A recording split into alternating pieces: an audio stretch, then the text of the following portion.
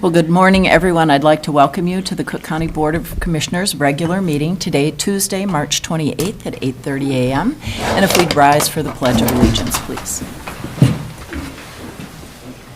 I pledge allegiance to the flag of the United States of America and to the republic for which it stands, one nation, under God, indivisible, with liberty and justice for all.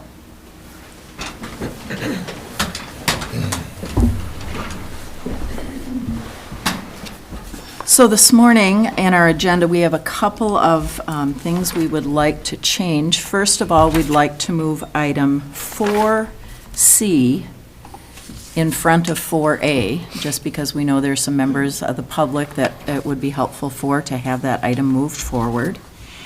And then there is an addition to our correspondence, number 9.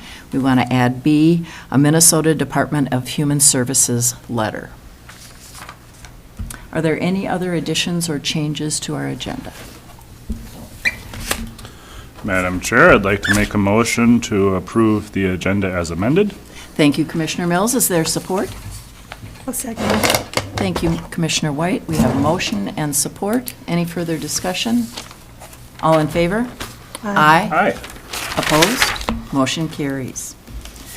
All right, at this time, we will move to our public comment period. And the public is welcome to address the county board on any matter of county concern. When invited to speak, please speak into the microphone for clarity, sign in, and state your name, address, and the topic which you're addressing. Good morning, Rena. Good morning, Commissioners. Good morning, James, Molly, Brady. Long time no see. My name is Rena Rogers. I'm in District 3.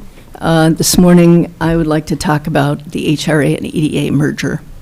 I think there's very little in this county that people agree on so vehemently as housing and the need for better housing in this county. And we're behind the 8 ball like crazy on that. We all know that every day that there's not more housing, it gets worse. I personally know of 2 people who are employed in this county. One is a teacher who have just lost their housing again to short-term rentals. So this is it's a urgent issue, and the HRA, I think, was established to try to make that get some traction about that. I was the interim county administrator when that conversation started with a consultant group that was recommending an HRA for us. And so I didn't know anything about HRAs at the time, but really learned how valuable they are in terms of the opportunities that they provide to the county for funding, for different options for how housing can be managed. And I applaud Administrator Yorkie for picking that ball up and carrying the communication and getting the HRA established. I'd just like to note that it has been in place less than a year. And now, if people are suggesting that we dilute it somehow, and I can't help but think that's a terrible mistake. The focus that why am I drawing a blank, that Mr. Hale has brought to housing has been amazing, and he's had a lot of momentum. But let's face it, the first year in any job, when you're starting something new, is all about building. It's building relationships, it's understanding things, it's, learning where the opportunities are, where the risks are. He's still doing that. And now people are suggesting, give him another job. He's doing such a great job, let's give him another job. If you do that, you're going to take the steam right out of this housing stuff. And it's going to have consequences. There are impacts to doing that. One of those impacts are going to be about trust in this community. And the impact of asking the city and asking the school district to partner with you and give you opportunities when there are still people on the fence about doing that anyway. And now you're going to say, well, he's doing such a great job, let's give him more to do. That's going to have an impact, no matter how talented he is. It's going to take some steam out of the housing. And one of the things that I hear is that people think, he's already trying to do too much.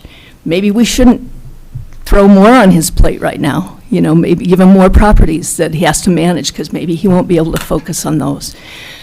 So I know that sometimes, I know this personally, you have a job and people give you another big job to do. And when that happened to me, I would just say this. First of all, I worked about 24 hours a day. But second of all, I had been doing the first job for 7 years. And I had established a firm operational strategy for that department. And because of that, I trusted my staff to be able to maintain that while I went and did something else.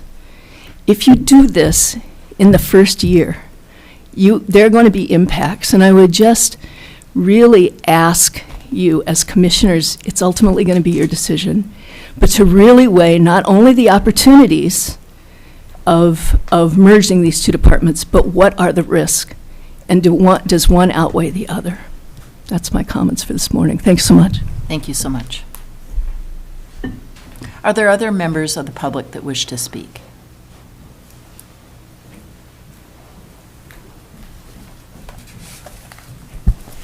Good morning. My name is Nina McCune. I'm in District 4, and I'd like to speak on 4C on the agenda for today. I'd like to read some prepared comments on behalf of the Kelly's Hill Road Maintenance Association. First, on page 31 of today's agenda, Director Haas is entirely and patently incorrect that our SGSD did not respond to a March 6 demand letter from the Cook County Highway Department. The only SGSD member that the Highway Department will communicate with is Hillary Freeman, who served 3.5 years as the Kelly's Hill Road representative.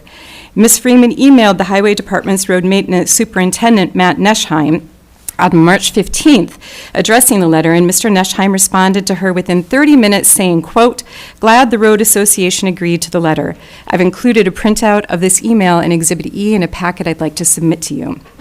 Next, the current SGSD policy has some blind spots that have poorly situated and damaged the relationship between the Highway Department and our SGSD.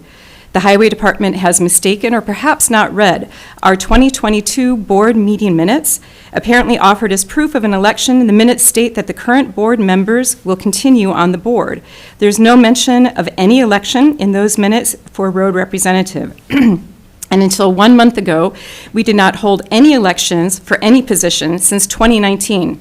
One new board member was appointed in 2022. As is our right, we have just elected new board members. And as is our board's practice, we have, as of yesterday, concluded elections for a 2023 to 2025 road rep. And this was recommended by Director Haas on page 38 of today's agenda. To comply with the SGSD policy of offering proof of elections, I've prepared Exhibit G in the packet I've been submitting to you and will forward it to the Highway Department today. The Highway Department has been unwilling to allow us our process and insists they will not recognize a new road representative despite the fact that the current SGSD policy has no provisions for what happens when a road representative fails in their task and is replaced by a member vote. Moreover, the current policy does not define how a representative is available.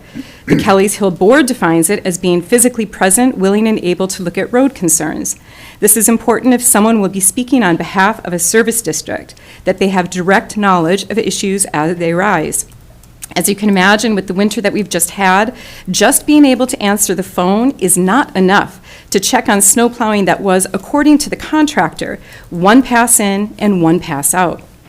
Finally, we formally ask no decision be rendered today on the status of Kelly's Hill SGSD, and that discussions resume only after all have read the documentation I'm offering you. Further, we formally ask the blind spots in the current SGSD policy be escalated and addressed before any decision is reached about the status of the Kelly's Hill or any SGSD. And I thank you very much for your time and consideration. Thank you. Can I hand this to you?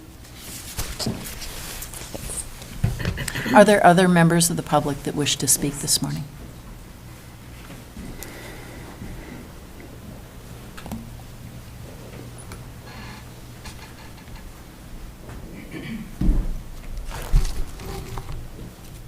I'm Kim Dunsmore. I live on the Bloomquist Mountain Road, part of the same SGSD. So this year, we had a new contractor, and the first big snow plow, he plowed one pass in and one pass out. That's 12 to 14 feet if it's a little bit of snow. So we pushed the snow out to the edges, thinking maybe he doesn't know where the edges are. But the next snowstorm, he comes, same thing, one pass in, one pass out. So we start talking about it as a board. It doesn't get pushed to the highway department. So I contacted them, and they told me, talk to your representative. So the next time it snows, it's 2 inches of snow, which in our bid form is supposed to be 3 inches if you're gonna come plow. So they came out to look at it. One member had pushed back the banks of the Kelly Hill Road. However, Kelly Ridge was not plowed and was not touched, and the Bloomquist Mountain Road showed the plow marks on the ground where he plowed. Matt came out and looked at it, and he determined that it was just fine. So he looked at the banks pushed back, which was just fine, and it was only 2 inches of snow, so it was still passable. But he did not look to see that that Kelly Ridge was not plowed. He didn't drive down there, or we would have saw his tire tracks. And when he came up Bloomquist Mountain Road, he did not look and see that there was 5 feet of the road in places that was not plowed. So he says, well, flag it then. Well, I don't know how you flag an entire road that's not plowed. How do you flag it when the ground is frozen? So they refused to talk to me as the alternate. GLRI is gone, not anywhere in the county. If they would have spent a fraction of the time coming out and addressing the problem with me, looking at it, and talking to the contractor, this could have been solved. But no, we're going to hide behind our policy. We're not going to talk to anybody who's actually there. They said the contractor said, his contract said it's one pass in and one pass out. That's all I'm contracted to do. But we find out in March that in fact there is no contract with any performance standards in it. We found that out just last week. So you can hide behind your policy rather than address the problem. In my opinion, this problem was created by the highway department and perpetuated by the highway department by having no standards for the new contractor, not telling them what needed to be done, and asking us to live with unsafe conditions. That's all I have. Thank you.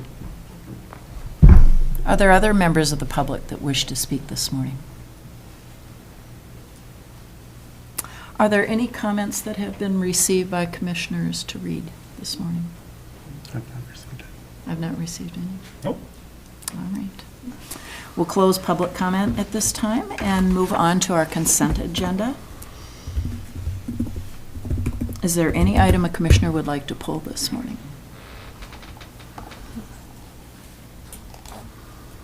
Madam Chair, I'd like to make a motion to approve the consent agenda. Thank you so much, Commissioner Mills. Is there support? Support. Thank you, Commissioner Storley. We have a motion and support. Any further discussion? All in favor? Aye. Aye. Opposed? Motion carries. All right, we'll move on to our Highway Department and ask for Robbie Hass to come forward. Good morning, Robbie. Good morning. And we're moving Kelly's Hill SGSD to the top. Right.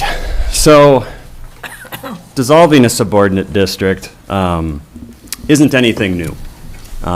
What's new is the way we're doing it now. Historically, we've had, I think, 2 or 3 that have dissolved themselves. That's in statutes. There's 2 ways you can dissolve as a subordinate district. One is the members dissolve themselves. I think that happened in the early 2000s, if I remember right, with a couple of them. And then the other option is through board action. You know, when I've thought about this and this process, really for me, it's no different than any other policy that we have. We have entrance permit policies. We have, you know, we have stipulations that need to be met with an entrance permit, for example. If we come out and inspect an entrance and it doesn't meet our policy, we talk with the landowners and the contractors and say, you know, you need to fix this. And then typically that gets fixed. When it doesn't get fixed, well, then we rip it out. We have a policy, you follow the policy. There's reasons for that. We, as the Highway Department, in this particular case, don't have the authority to dissolve a subordinate district, so that's why in this regard, was something regarding our policy has kind of been escalated up to this discussion. So really, to me, it's just a matter of following policy and whether we want to do that or not. You know, like it says in the summary, we've had a lot of, what I'll say, soft conversations over the years, different constituents, representatives, in this subordinate district about how these subordinate districts work, what the interactions are like. I'm a believer in, you know, having a long leash, giving people a lot of opportunities. I got no problem answering questions, but there's a way this works. There's only one way that this can work, and it's from the road representative to the highway department and vice versa. We have, including the Kelly's Hill subordinate districts, I think we're up to 8 or 9 subordinate districts right now. And this is how it's worked with all of them. It's always how this has been. We've had no issues with any other subordinate district until now. So at this point, you know, kind of the soft conversations and that long leash had ran its course. You can see in the packet, you know, we wrote one letter, you know, to a constituent and the road rep saying, hey, you know, here's how this works. You need to do it this way. Clearly that didn't work, and so then the final letter we wrote was, these are the corrections we need to see. And while we did hear back from the road rep saying things were good, that turned on a dime, I think by that evening, saying, nope, things are bad. And so formally going through, basically saying no response. We don't interact with road associations. We never have. That's not what we do. We interact with the road representative. And so at this point, basically, we have a subordinate district that isn't following policy. We've asked them to, they won't, and so here we sit. And so I guess I would entertain questions, but at this point, I would recommend dissolving the Kelly's Hill subordinate district. So, any questions? Commissioner White? Yes. Was there a contract that was there a contract for the contractor to know what the parameters were for clearing that road? Yeah, so there's every subordinate. In writing? Well, yeah. So, so every subordinate district, you know, has an option between winter and summer maintenance. There's guidelines that are spelled out in there, like I brought up, you know, plow with X inches of snow, and that type of thing, so yes. But it doesn't go to how many passes in and out, how wide to try to keep the road? Because this has been an unusual year. Sure. First snowfall, 30-some inches. Everything's built up. And as anyone that moves snow or lives around snow, the banks only get higher. Yes. So initially, banks have to be pushed back as far as one can push them because your road's going to get to be more narrow as the winter goes along. Absolutely. So there's nothing to guide the snowplow person as to how wide to make the road, or? You know, we leave that, you know, the contractors go out and I think each of them inspect the roads, you know, before they bid. So every of these contracts gets bid. And so the people that do the bids would go out and look at the road, and so they have an idea of how wide the road is. Part of the winter maintenance too includes, you know, whether you want to pay for the banks to be winged back. That's an option as well. And then at the end too is, you know, like got brought up, if there's an issue, we'll come out and look. But it's up to our discretion if they're doing a good job or not. And so in this particular circumstance, I believe we went out there at least once, probably a couple times, to inspect what got done and deemed it sufficient. And so, the road, you go out after the first plow, you now have a road that is at least 12, 24 inches more narrow than it was. I guess we don't go out after every first plow.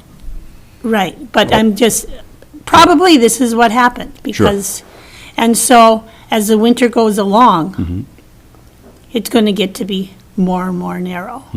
Now, it seems there's a glitch. The glitch is that it wasn't spelled out as to how wide, I mean, how much snow needed to be pushed. It was an unusual winter.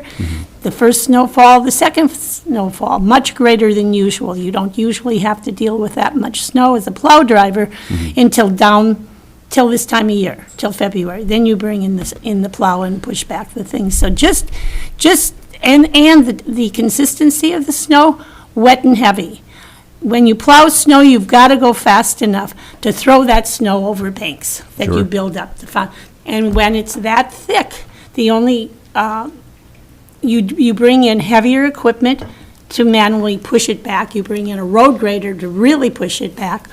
But initially, because you don't know what snow is coming, you push those banks back as far as possible, or you make the road as wide as possible.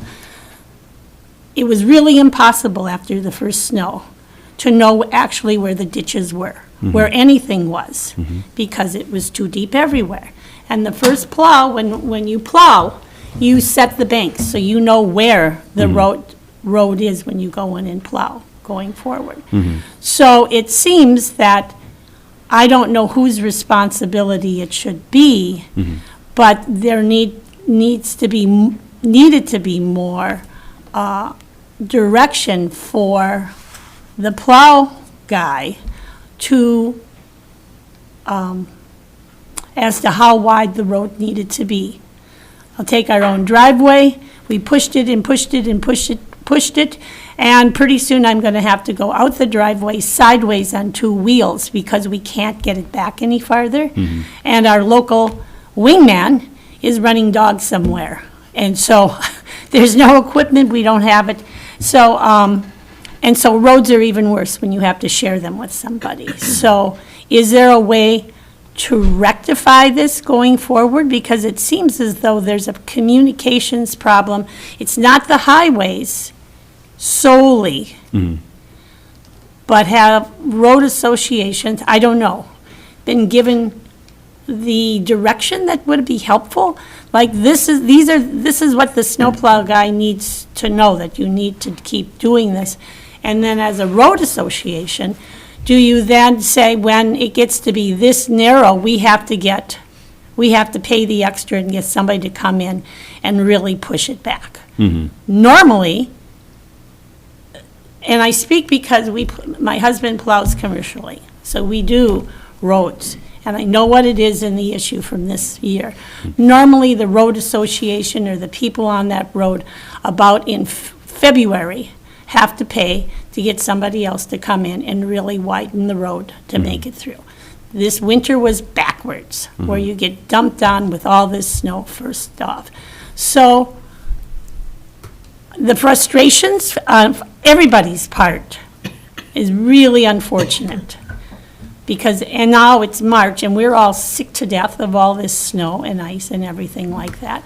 And so, can there be a restart? I mean, start over again with, the road association having some sort of a, it seems as though it's a discussion that needs to be had with their contracted snowplow guy, snow removal, and just to better define what is expected or needed. So it's everybody's fault and nobody's fault, but road associations have all these diverse people living on them, and it's particularly hard when you have people that own property, but they don't live there, so they don't, as I have heard, because we have our own little driveway has a number of people that live off of it. We do not have for 25 years, we have a legal agreement that everyone pays X number every year, and for 25 years it worked really well till new people bought property, and now they say, we only come up once a year, so why should we have to pay to fix the road? And that happens all the time, all the time. So the value of a road association is understandable, but it seems as though there needs to be some readjustments as to how to make it all work better for the highway department, which is offering an incredible service, I think. But the road association, those property owners need some help. Because otherwise, like even with the Irish Creek Road, for years, one guy plowed that whole thing all the way to the Arrowhead Trail, and maybe the owners would pay him, and maybe they wouldn't, and that's a couple of miles. And so there's value in having the county involved, but I think there needs to be a reset on this. And I don't know how the highway department, or if the highway department should be any part of this. But the contract is between whom? The contract is between, the contractor and then the subordinate district. And so, whatever. And they generate their own paper on this. Correct. That we process.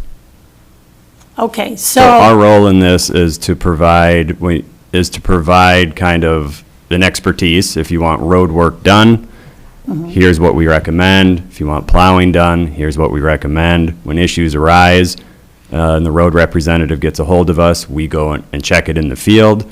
If we say that it's good in the field, then that's the end of the conversation. And so if our assessment of something is not to be believed, I guess, that's a whole other separate issue between the subordinate district and the highway department then. If our assessment of something isn't going to hold weight in the eyes of the road association or the subordinate district in this case, that's something else entirely. So we went out there a few times, inspected it. For what it's worth, last winter, we had way more snow and didn't have these issues. But it was the timing of the snow. Correct. We did have a lot early on. I mean, I had a building collapsed, Yeah. which I would not, I would expect it in March. I didn't expect it to happen before Christmas, Correct. and Yeah. that was more from, it was just the volume, and so it's an unusual year with how the snow fell. I believe that everything probably would have been fine had the snow fallen in its regular pattern, but to get 6 feet of snow inside of the first 2 snowfalls and have to move that stuff created problems for the entire season, so.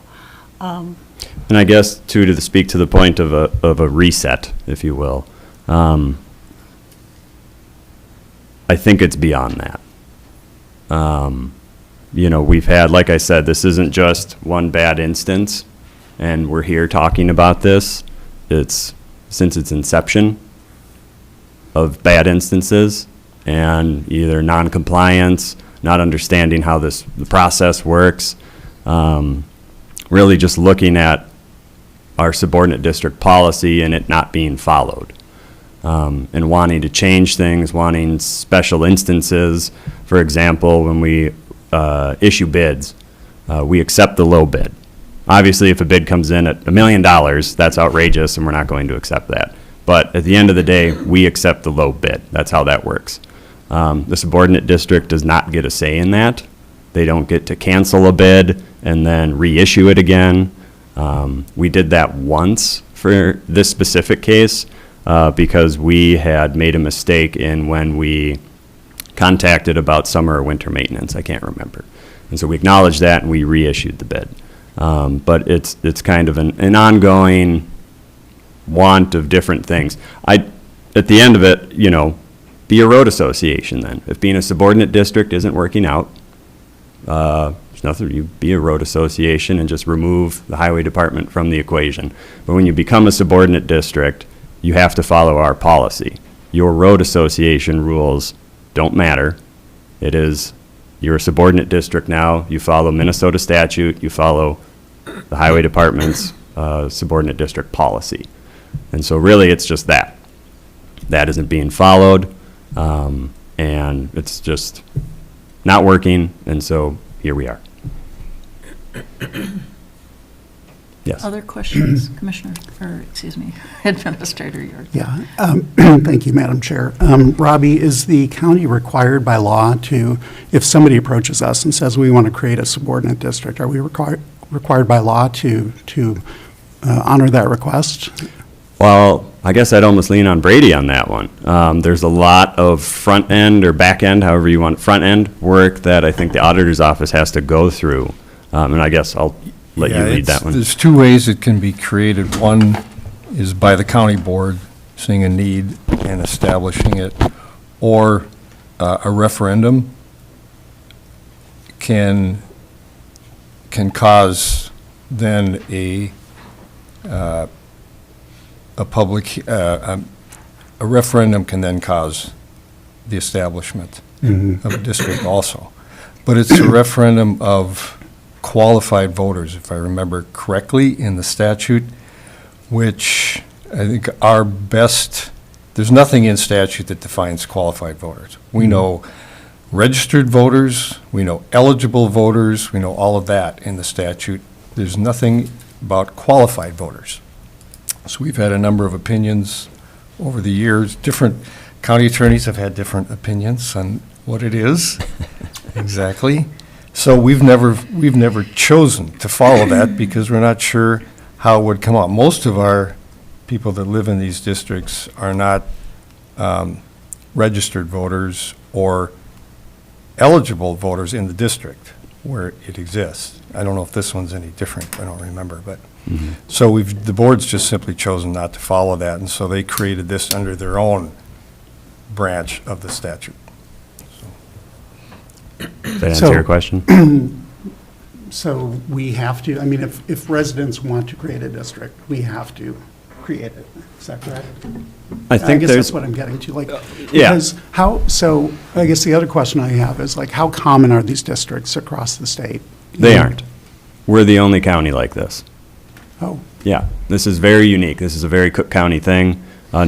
Typically, these subordinate districts are used for sewer lines and folks affected there. If you need city work done on pipes in your road, typically that's where you see these subordinate districts. But for what we're talking about, road maintenance, plowing, this type of stuff, just us. and why, so why don't other counties do this? Or why do we do it, I guess? Good question. I'm not sure. We have, a percentage of people that live on non-county roads. If you want to call them non-serviced roads, we could do that. And so this is a way to kind of ensure, kind of to Commissioner White's point of sometimes it's hard collecting money as a road association. You kind of just walking around with an envelope or good faith and whatever. At that point, this is a far more formal way of doing it. You're assessed, here we go. Why other counties don't do it, I'm not sure. I know other counties aren't, going out of their way to plow DNR private Forest Service roads. So really, it's not unique in that aspect. Other rural counties have people living on private roads or, non-serviced roads. They could also just elect not to have a subordinate district policy and just say, no, we don't do that. That's an option. And when Commissioner did White. this get started? That we, Subordinate districts on the yes, whole? for plowing and road maintenance? 2019, according to our Well, policy. that is the policy, like a Right. formal, and that might have been a revision, I'm not sure. But I think we have some subordinate districts going back to the late 90s, if I remember right. Early 2000s, late 90s, somewhere in there. And so, like I said, we've had a number of districts that have been around a lot longer than 2019 that we don't hear anything from. Check in a couple times a year. Yep, good. On to the next thing. And so this, I feel like, is a very unique circumstance. Commissioner Storley. Thank you, Madam Chair. So when they became a subordinate district, did they feel do you think they felt that this was going to be an upgrade, that there would be more support from the Highway Department? I think I can't speak to at that point, that was about a year before I got here. But, typically, that's kind of the thought process with these, is it's a more formal way to ensure services on the road. Like we've talked about in the past with some of these too, as far as winter and even summer maintenance, we're down to one contractor bidding on these things a lot of times, or actually all the time. And so I guess the word reliable, you'd have to take that however you want. But typically, that's kind of the step people see, is this is a more formal way to collect money to get your road maintenance done. And do you do summer work also? It depends. Every district's a little. For here, for this one? Yeah. Yes. Yeah. Yeah. Okay, so it's year-round? It is, in this Okay. case. Some only do winter, some only do summer, some do both. So in this particular case, whatever decision we come to today, it wouldn't be enacted until October. There's a statutory timeline it has to follow. And so we've actually already contacted the subordinate district about summer maintenance. I think those bids actually go out today, if I remember right, or soon. And so they would still be a district and still receive summer maintenance through the summer. And then this would be in October, and I think it's in the resolution. October 10th would be the end of that, so.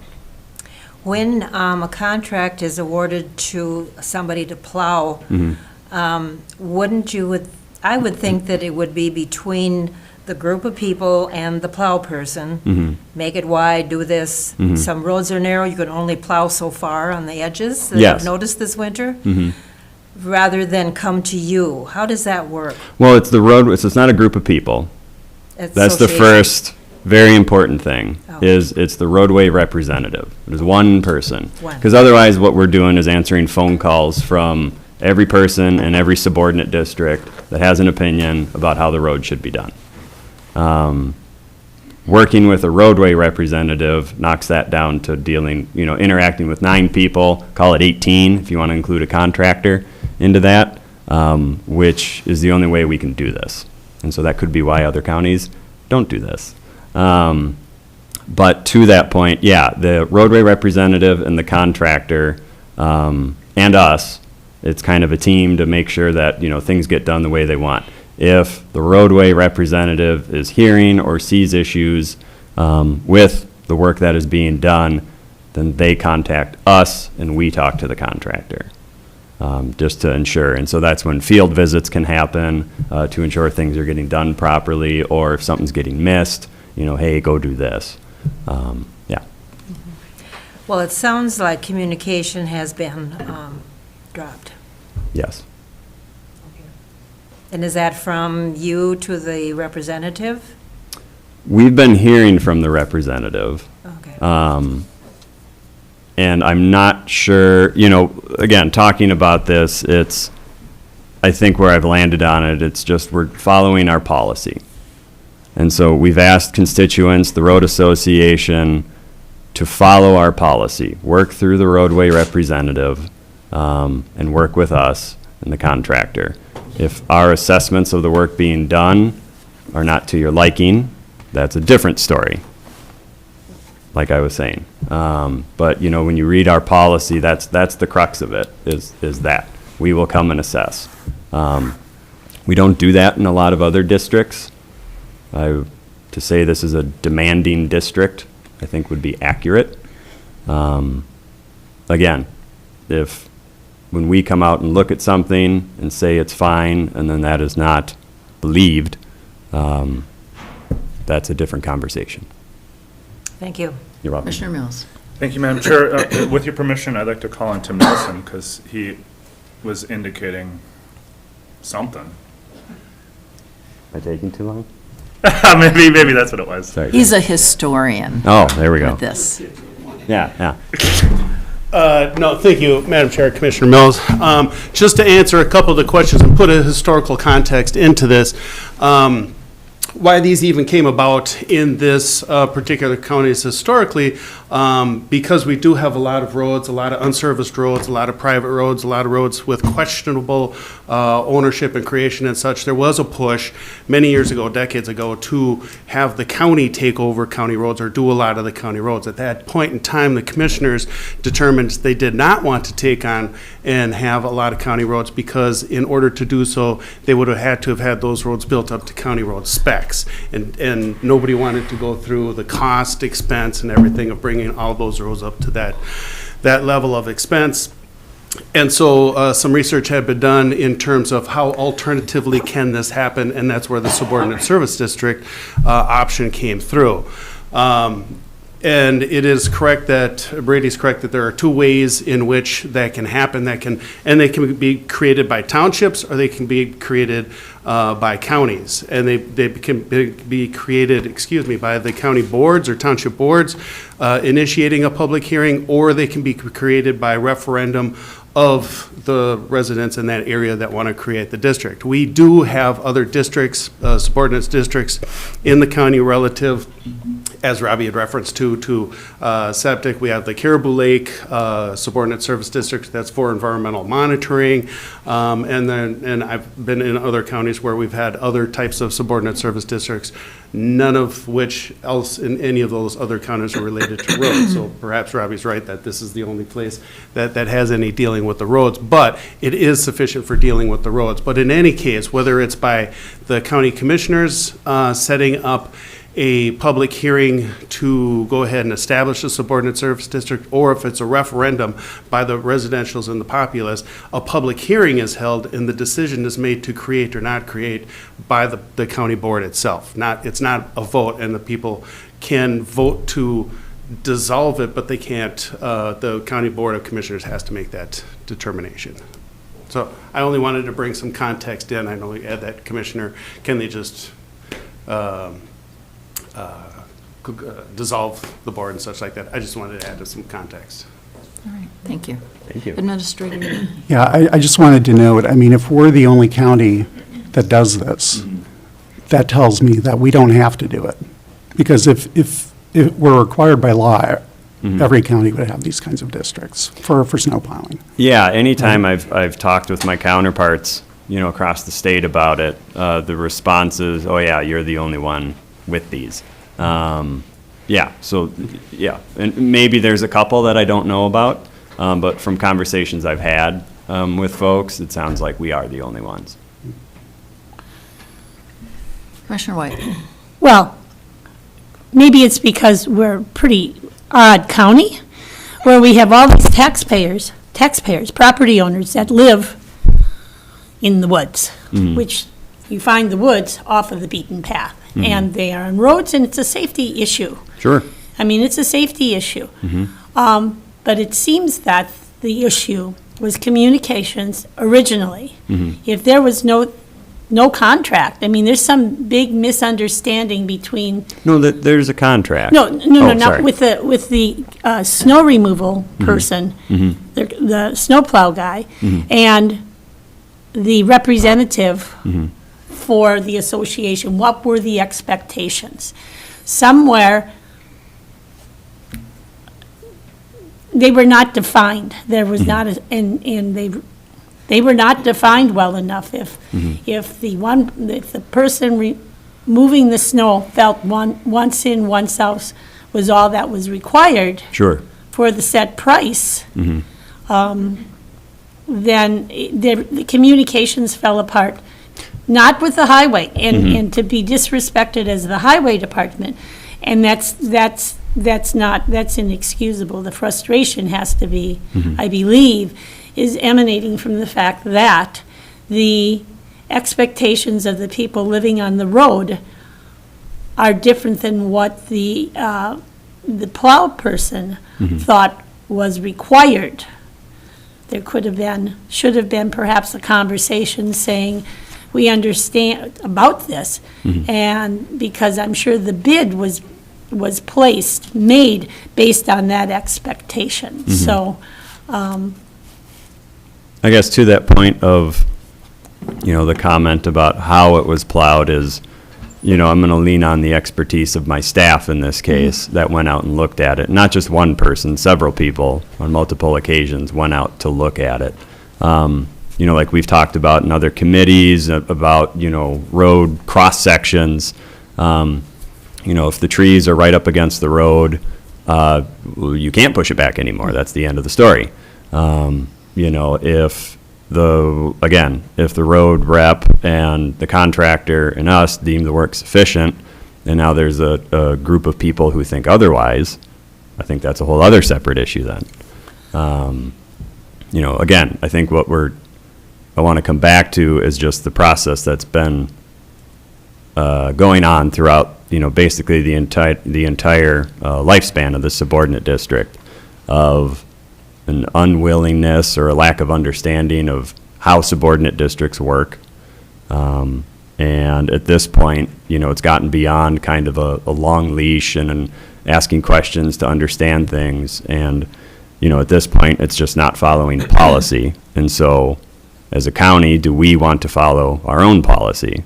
Or is this going to be, a circumstance where we say, well, it's okay, but not my decision?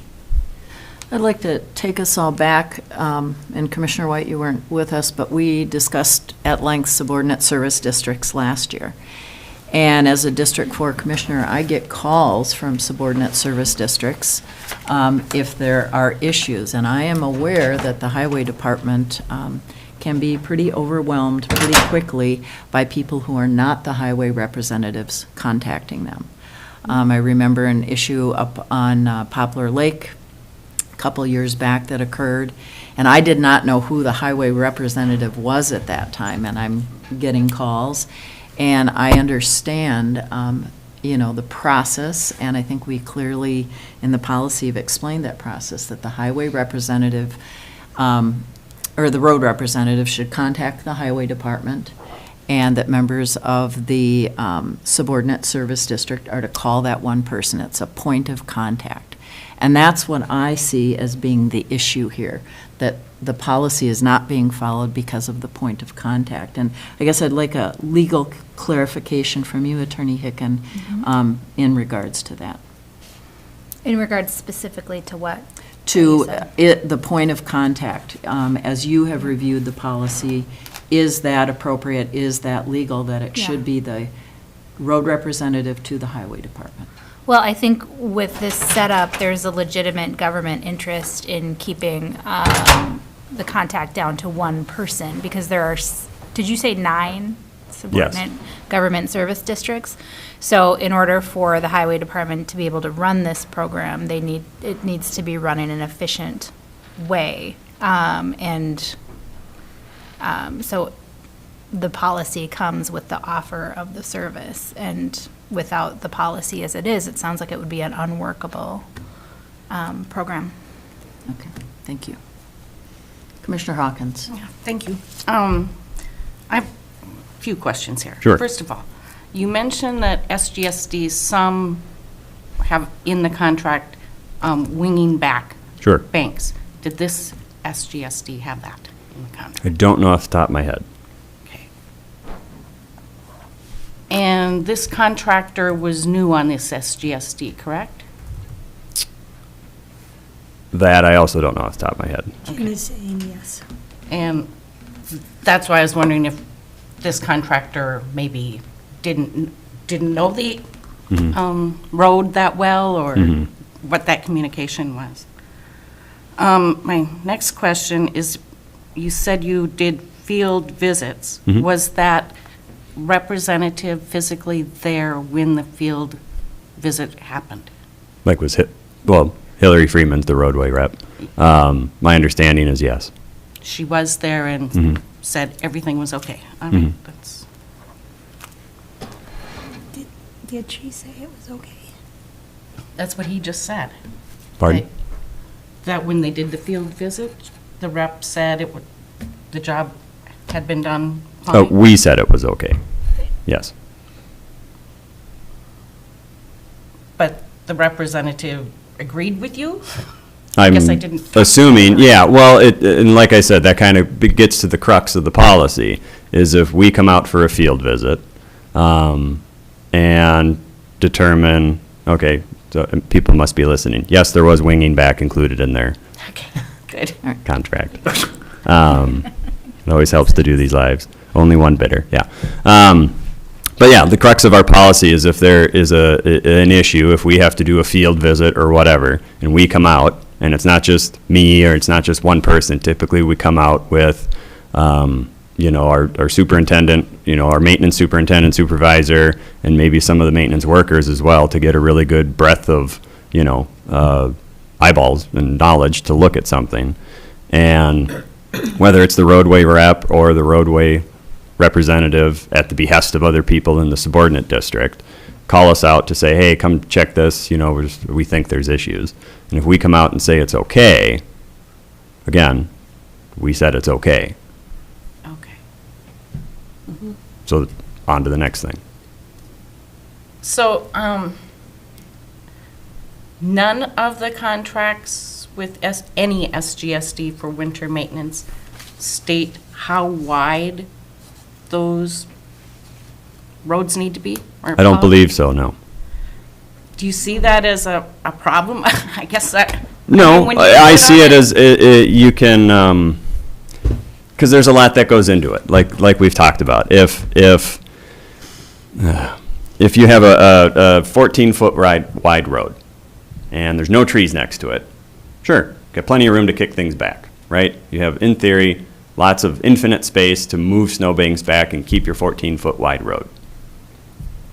Now, if you have a 14-foot wide road and there's houses and garages and trees and rocks and who knows what else right next to the road, well, it doesn't matter how much you wing that back or try and push things back. You can't. There's stuff in the way. Similarly, now those are two extreme examples, but kind of combine them, and you can think of any other road in the woods at this point. Think of Valley Creek Road, think of even Onion River Road, any road that isn't a county road, heck, even some of our county roads. When there's not room to plow beyond the width of the road, or, I'm sorry, when there's not ditching or whatever beyond the drivable surface of the road, you're inhibited no matter what you want to specify as far as where you can put that snow. So you could, an association could say, or a subordinate district could say, we want to maintain a 14-foot, whatever, drivable surface. But there's a lot that goes behind that, and whether that's even possible is very, very specific to that specific road. So I'm just thinking, especially with this kind of winter we've had. Sure. I mean, if you have a contractor that says one pass in, one pass out is fine, and you're finally getting down to 8 feet of roadway. Sure. I mean, when do you step in and say, no, that's not good enough? We either when we get a phone call, and from the roadway representative, which has happened, in which we went out and looked, and which we said it was fine. I cannot confirm if it was actually one pass in and one pass out. That's not what we do. I don't check every time after somebody plows. We don't have the capacity for that. I don't think anybody does. But when we receive a phone call about road issues is when we go check. And so when we've received those calls is when we've gone and checked, and when we've checked, we've deemed the work that was done to be sufficient. Commissioner White? And when the snowbanks get to be this big, as high, thick, hard as they are, you can drive down in your clearing and all the snow that's, we're talking about a 9-foot blade, not a 4-foot, a wider blade, so you're Sure. wider than your truck. The snow will go off the blade and up onto the bank, and as you're driving down the road, you can see it rolling right back down onto the surface that you just plowed because you can't get it off the road. And so the road just continues to get narrower. And the only way, as a property owners or owners on a road like that, is if you want a road that's really wide in the wintertime, then you've got to build a wider road in the summer. You have to build the road and ditch it and do all that, because as winter goes along, I don't know how, and we have snow. We have snow here, so lot the of road snow. is going to, so like this morning, trying to get out of my own little driveway, someone's there and I'm here and I'm running late and they're talking to the other neighbors who are walking their dog. Okay, who has to back up the least amount of way with snowbanks like this? And fortunately, they didn't live there, that little car and my bigger vehicle, they backed up. But that's winter, you Yes. know? You can't see when you turn out can't see when you go off of one side road to the next. It's like you kind of hope no one's coming, but, you don't know. It's snowbanks. And so the frustration of this winter, the frustrations of poor communications, frustrations of not understanding is one thing, but two, it's a legal agreement with the county. I mean, if you have a contract and the county's policies, you can't say, well, we don't like what you have to say. And so we don't agree with what the county's saying. We know you're county employees, we know you went to school for all of this, we know all of this, but you're wrong. That can't hold. I mean, because we've had people say, well, we know you didn't plow it. Well, yeah, we did plow it, but the snow, so anyway, I think it's wrong to argue or to disrespect the opinions of our hired experts who are following procedure, policy. Commissioner Storley. Thank you, Madam Chair. You mentioned that you have a contract with them through the summer into early fall? Not yet. And so what we've done is reached out to the subordinate district about summer maintenance. And so it's a separate contract. The person that does the winter maintenance doesn't necessarily do the summer maintenance. It's a whole other bidding process. And then when would a winter maintenance contract come up again? I can try and find that out before we leave. Okay. Thank you. You're welcome. I know one of the things that I've been thinking about is I've been notified, both in email and by phone regarding this issue since February. February 14th, we had an ice storm. And the whole county was covered in ice, and they weren't advising travel that morning. And during that time, one of the remarks I heard was that there wasn't timely communication with the road representative. I did reach out to the road representative, and that person got back to me right away. So I do feel like that individual is responsive. A question I have is, you never got a response to the letter that the highway department sent, indicating that you needed information by, I believe it was Tuesday, March 21st at noon. And that concerns me, that an association wouldn't respond to a county letter. That made it pretty clear to us. Yeah. We allowed 2 weeks for a response and didn't receive one. And so. And their meeting, I understand, was held last night from remarks that were made earlier. Okay. I'm confused about that. The association held a meeting last night, and there was supposed to be a response to the letter by Tuesday, March 21st Okay. at noon, and there was none. Last week. Last Tuesday, the day that we had our committee of the whole meeting. And so I understand that part. But what's the clarity part? Or it makes it pretty clear?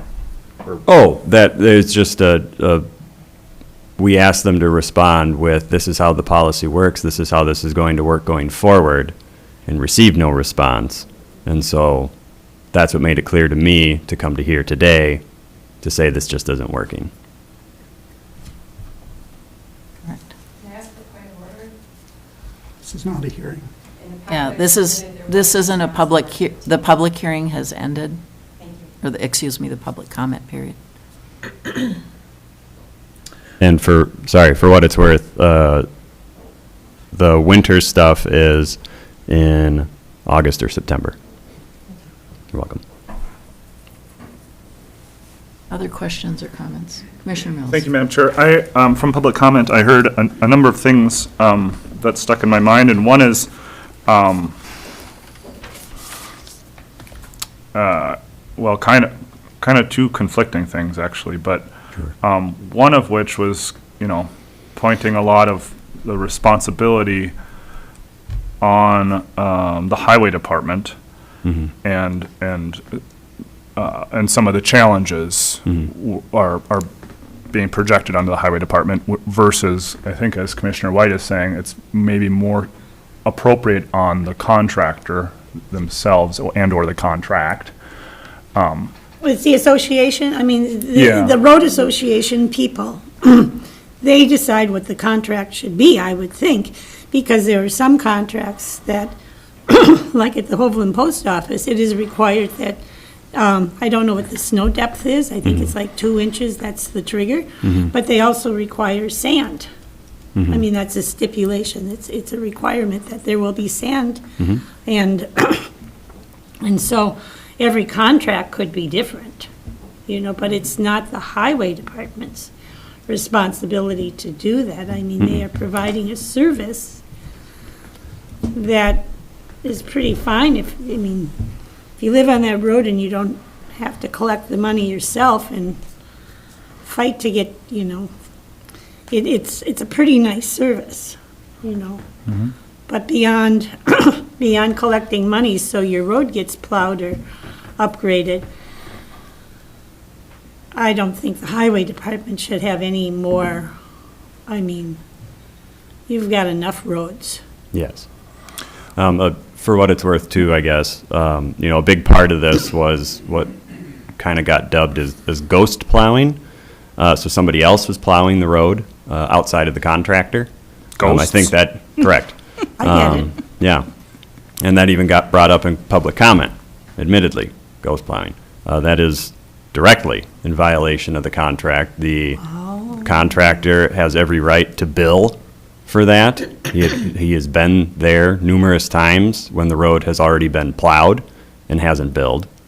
So that is a huge red flag, is that we've asked that to stop on numerous occasions over the years, and clearly it hasn't.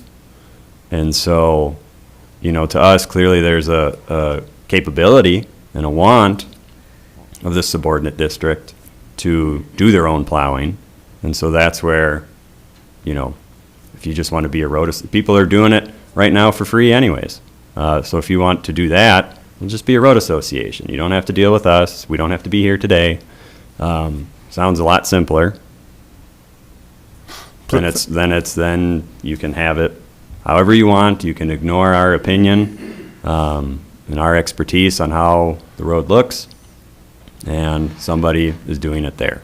But that was a big sticking point, was that is directly taking money from somebody who signed a contract saying, I will do this work, which isn't good. Commissioner Mills? Thank you, Madam Chair. So what I was attempting to say was I was hearing two conflicting things, some of which what you were just touching on there about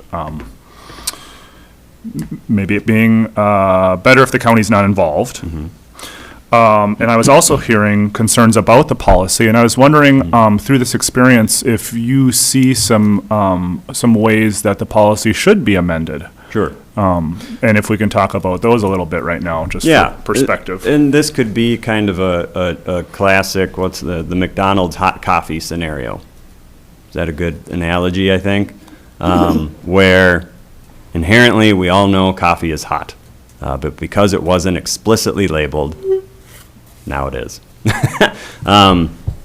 Where I think here, we look at how the interaction is supposed to work with the roadway representative and the highway department, and that relationship between the roadway representative and us while that is incredibly important, and we have a good one with all of our subordinate districts, even this one, the relationship between the roadway representative and back to the subordinate district, though, is equally as important, if that makes sense. And I'm indifferent, well, I shouldn't say indifferent. That's not my purview, is that.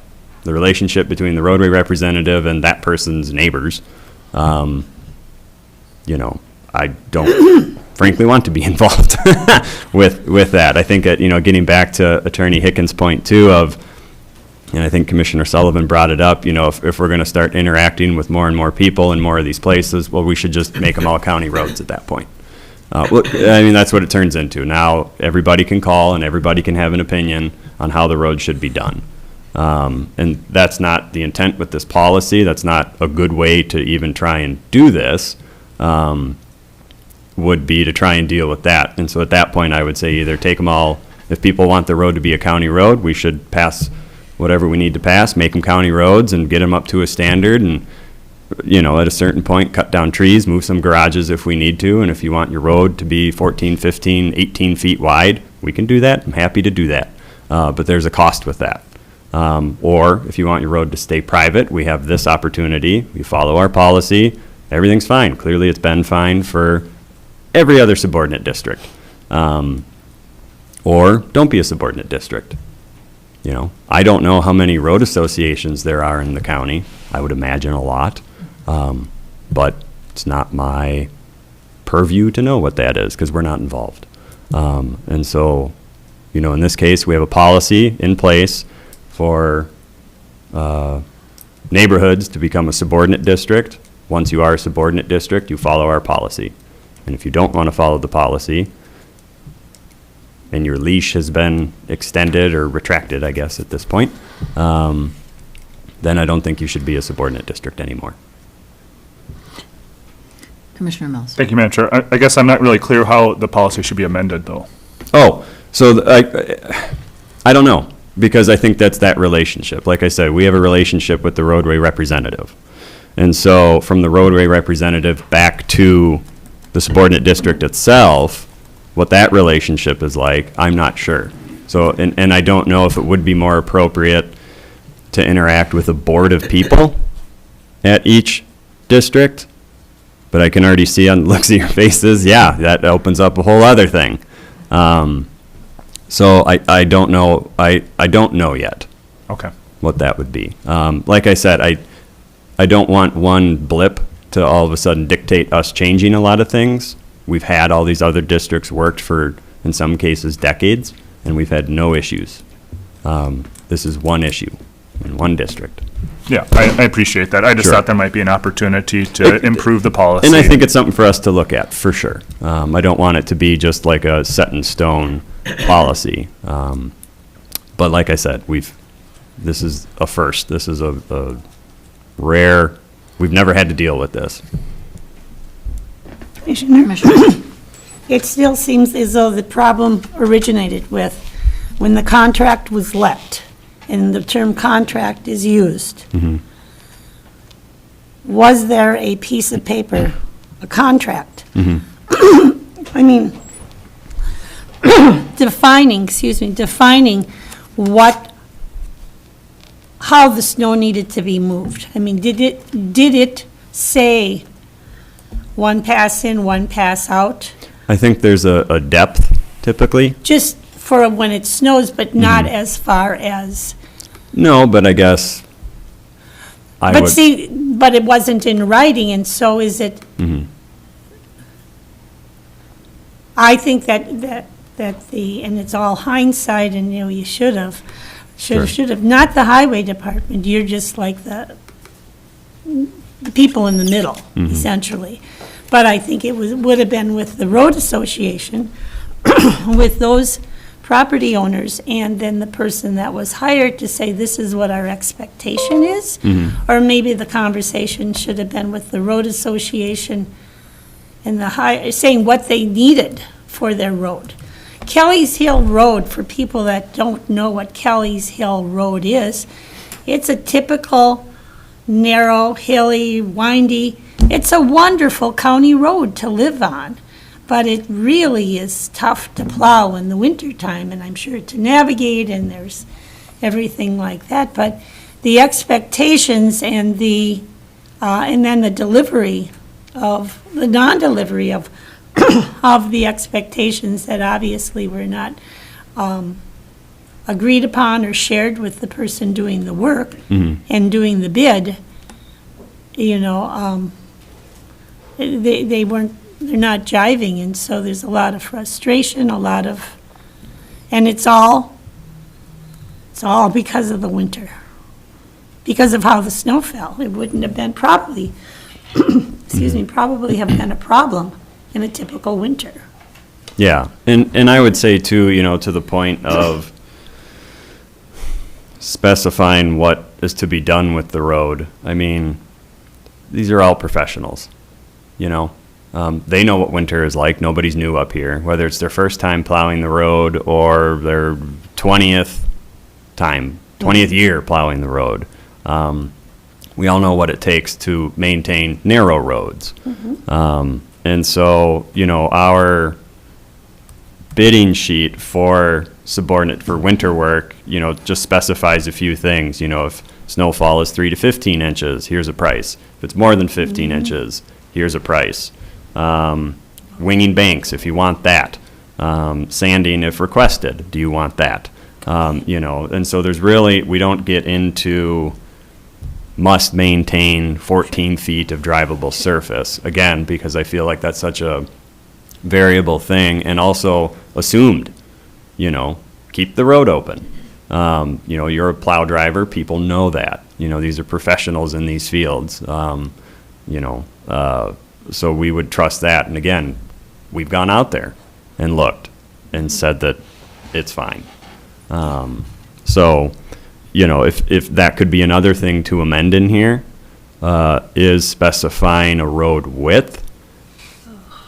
I don't know about that, though. Again, just because of how much snow we get, you see how much it piles up, and to hold somebody to that. Now, obviously, you know, if it's 2 feet wide, okay, fine. You know, that's different. But, you know, what we're talking about is something where we went out and looked at it and said, they're doing fine. They're doing a good job, and, yeah. Commissioner Mills. Thank you, Madam Chair. I just wanted to point out that there's no doubt that this year's snow was a factor in a lot of these challenges, but from what I'm hearing from Engineer Haas is that this isn't just this year. There's been some challenges since the formation of the SGSD. And me being me, I'm a very tolerant and forgiving individual, so my default is to let's try it again. Let's see how we can improve things and try it again. And so I am very hesitant to dissolve it because they are difficult to form and clearly difficult to come together and agree upon things. But I do highly respect your opinions and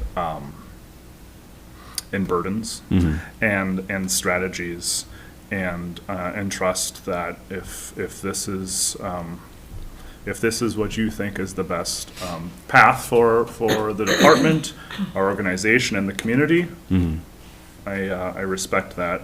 I certainly am open and willing to listen to other concerns as well. So it's not like I'm only listening to Engineer Haas, but again, kind of as you were pointing out, there's numerous professionals involved and that sort of thing. I'm just not really, I guess I'm just not really clear on alternatives of what could have been, should have been, or will be. And that's, I guess, not my purview either, necessarily. It is the road associations or the SGSD's purview, so. I guess for us, and that's kind of where we started with this was, and again, I appreciate, and I hope I've made that clear in this isn't something that I take lightly. I know this is going to affect people that live in this county. And, at the end of the day, it's just reading and following our policy. Like I said, if this was an entrance policy, you don't ever hear about those because we handle that internally. It's a policy, we follow the policy. Yeah, I've never heard of that. Exactly. Well, but you know what I mean, like as far as, checking them and that type of stuff. The only reason we are here right now for a highway policy is because we don't have the authority to dissolve it ourselves. It has to come from the board. And so in this regard, we have very clear contract violations, not just this year, but historically. Historically, we've had a lot of these, again, soft conversations. Hi, this is how this should work. Hi, this is how this should work. Please stop plowing the road. That's what the contractor does. Work through your roadway representative, that type of stuff. And it clearly was not going anywhere. So now we got to a point of saying, here's how this works. Please do this in a formal letter, which is in that packet. And then lastly, you need to tell us by March 21st that you are going to fix this and that it will be followed going forward. And then when we heard no response, that was okay, I guess we're either done, I think we're done being a subordinate district. And that relationship isn't working. I think there's other relationships that could work. Being a road association is just fine. Like we've already seen this winter and sometimes in previous winters, there's people that are willing to plow the road, clearly for free, without our input, without being assessed for taxes. And so, to us, it's a huge violation of a contract at that point. Somebody worked to put together a bid to fit this project into their schedule, and the subordinate district deemed it inconsequential. And that they would do it themselves. So the contractor had every single right to bid or to Bill. ask, bill, and didn't, which I think is, him going out on quite a bit of a limb. But at this point, it's just very clear violations of policy, contracts, binding agreements that we've tried to rectify in a lot of different ways in the past, and it hasn't worked. And so at this point, it's just that relationship with the county I don't think is working. Just for added perspective too, that I think I understand the importance of that contract and not violating it with the ghost plowing, right? What doesn't sit well with me is just that if I can easily see myself, if I had the equipment and there was something that I didn't quite like or whatever, I would want to go fix it, right? And but hearing that that's a significant violation of contract, that unsettles me and makes me uncomfortable. So, and we're not talking about like someone missed a little corner and Right, I'll yeah. scoot that Sure, over. I sure. mean, we're talking the entire. the job, The job. yeah. Any other questions or comments? I just want to Commissioner say that I'm really sympathetic to people that share a road with other people. People are so hard to get along with. I mean, it's to get to agree with things, property owners. I mean, Well, it wouldn't be so bad if it wasn't for the people. I know, but, I mean, I understand, with or without the county's involvement, you still have the same property owners that have to figure out, or not figure out, in some situations, firsthand experience, how much effort do you want to put into making everybody play fair if you don't have the county behind you? And there's a limit, there's a limit as to, sometimes the other property owners just have to say, this is really unfortunate, but we need the road open and we have to do what's right for those of us that live here. So but a contract is a contract and it's policy and And we pay you guys a lot of money to know what you're talking about. No matter where you live. I mean, you know, so that's, but I do know that people living on a road and it's not plowed wide enough, sometimes they get out their snow blowers. But that doesn't mean they don't get charged. When the plow guy comes in, they still get billed. Whether or not they've done whatever they wanted to do, so. And that's something we've rolled around, internally is, talking about amendments to our policy is, should contract violations be a reason to end a subordinate district? Because that is a pretty significant thing. We haven't landed one way or another on it yet. I'm of a mind that it should be, but, obviously we don't have that written down in anything right now. Other questions or comments for Engineer Haas? Well, if not, I'd like to make a motion to dissolve the Kelly's Hill Road Subordinate Governmental Service District. My concerns are the ghost contractor, no response to the county letter, and communication that is not through the road representative. Is there a second?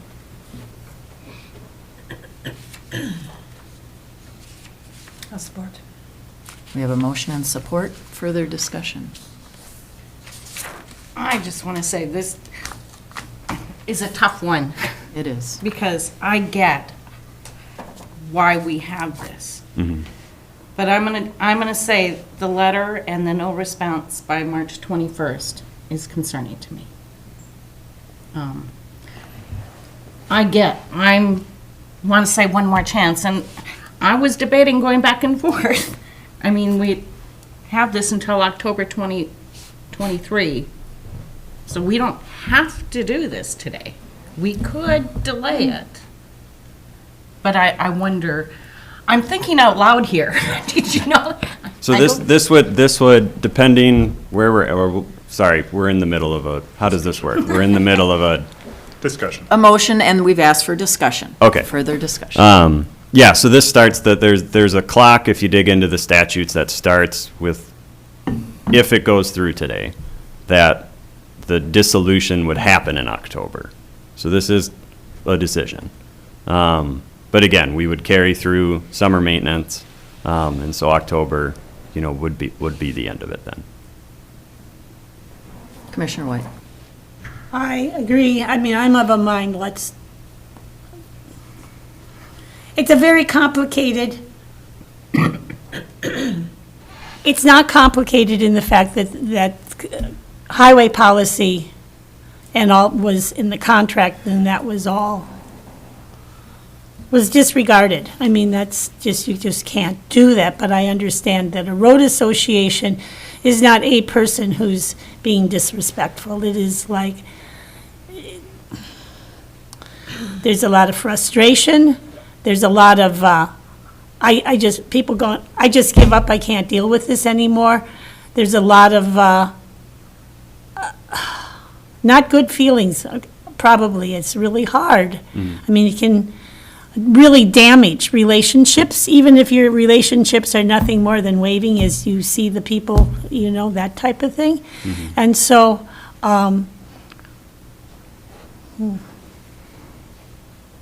I don't know that,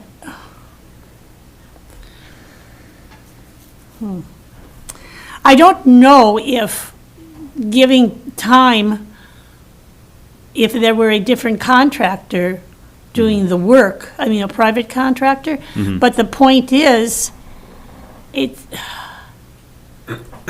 all depends on human beings following through and doing what their contracts say. And so to think that no assumptions can ever be made about anything because, and then it should be in writing because people remember differently what was actually said or agreed upon. And then the players change, but what hasn't changed is the fact that there was a contract with the county expert, they know roads, if the county came and said, this is passable, it's really too narrow, I mean, you can get in and out. I mean, my driveway's a half mile long, so it took me, I mean, where I could see the guy Sure. this morning. And so it's just an inconvenience, but I've heard it and seen it firsthand where people that we plow don't like it that they can't peek out they can't see cars coming onto their private road because the snow's so high at the end of their driveway. You know, you say a little prayer and you crawl out and hope that the timing's okay. And if it's not, well, it's not. But I think an important thing is the fact that it's a service that the county does not have to provide. I understand the benefits of it. I understand there is a cost to the county in administrative, somebody knows this, for the paperwork on it, and it's a real boon for those people that live on the road association to not have to be the one talking to the absent property owner saying, you know, you really need to pay us this $300 annual fee, and then you tell them again and ask them again, and so, And I guess, sorry, go ahead. but I do think the highway department, there's only so much that our employees need to contend with, I guess. I guess to address the kind of different contractor part, you know, there has been, last winter, it was a different contractor. Same issues. But again, long leash, soft conversation. So I can understand the hesitancy in this, as this is the first you all are hearing about this. But, you know, I hope that I've shown that this isn't the first that we've heard about this. You know, this isn't reactionary to a one-off of one winter or one bad thing or one sassy email or whatever. This is 3.5 years at this point of this type of stuff. And so now it's just gotten to this point where it's clear that it's just not working. You know, despite reaching out, despite having numerous conversations about how this works, expectations, and what to expect from us and from a subordinate district. And so, you know, we're here today not as a knee-jerk reaction to a bad day or something. It's 3.5 years of this to get to this point. Thank you. You're welcome. Commissioner Mills. Thank you, Madam Chair. Thank you again, Engineer Cass. It just kind of circling back to Commissioner Hawkins' question point.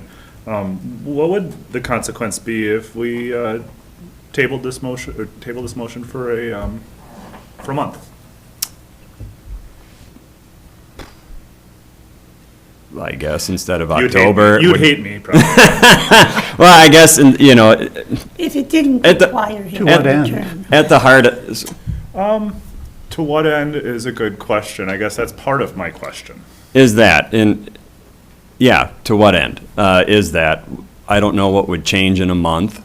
You know, really, like we started at the beginning of this, at the heart of this is just an unwillingness to follow our policy, despite a lot of reaching out, a lot of engagement, and it's just a clear neglect, unwillingness, whatever it is, to follow what is arguably a very simple policy.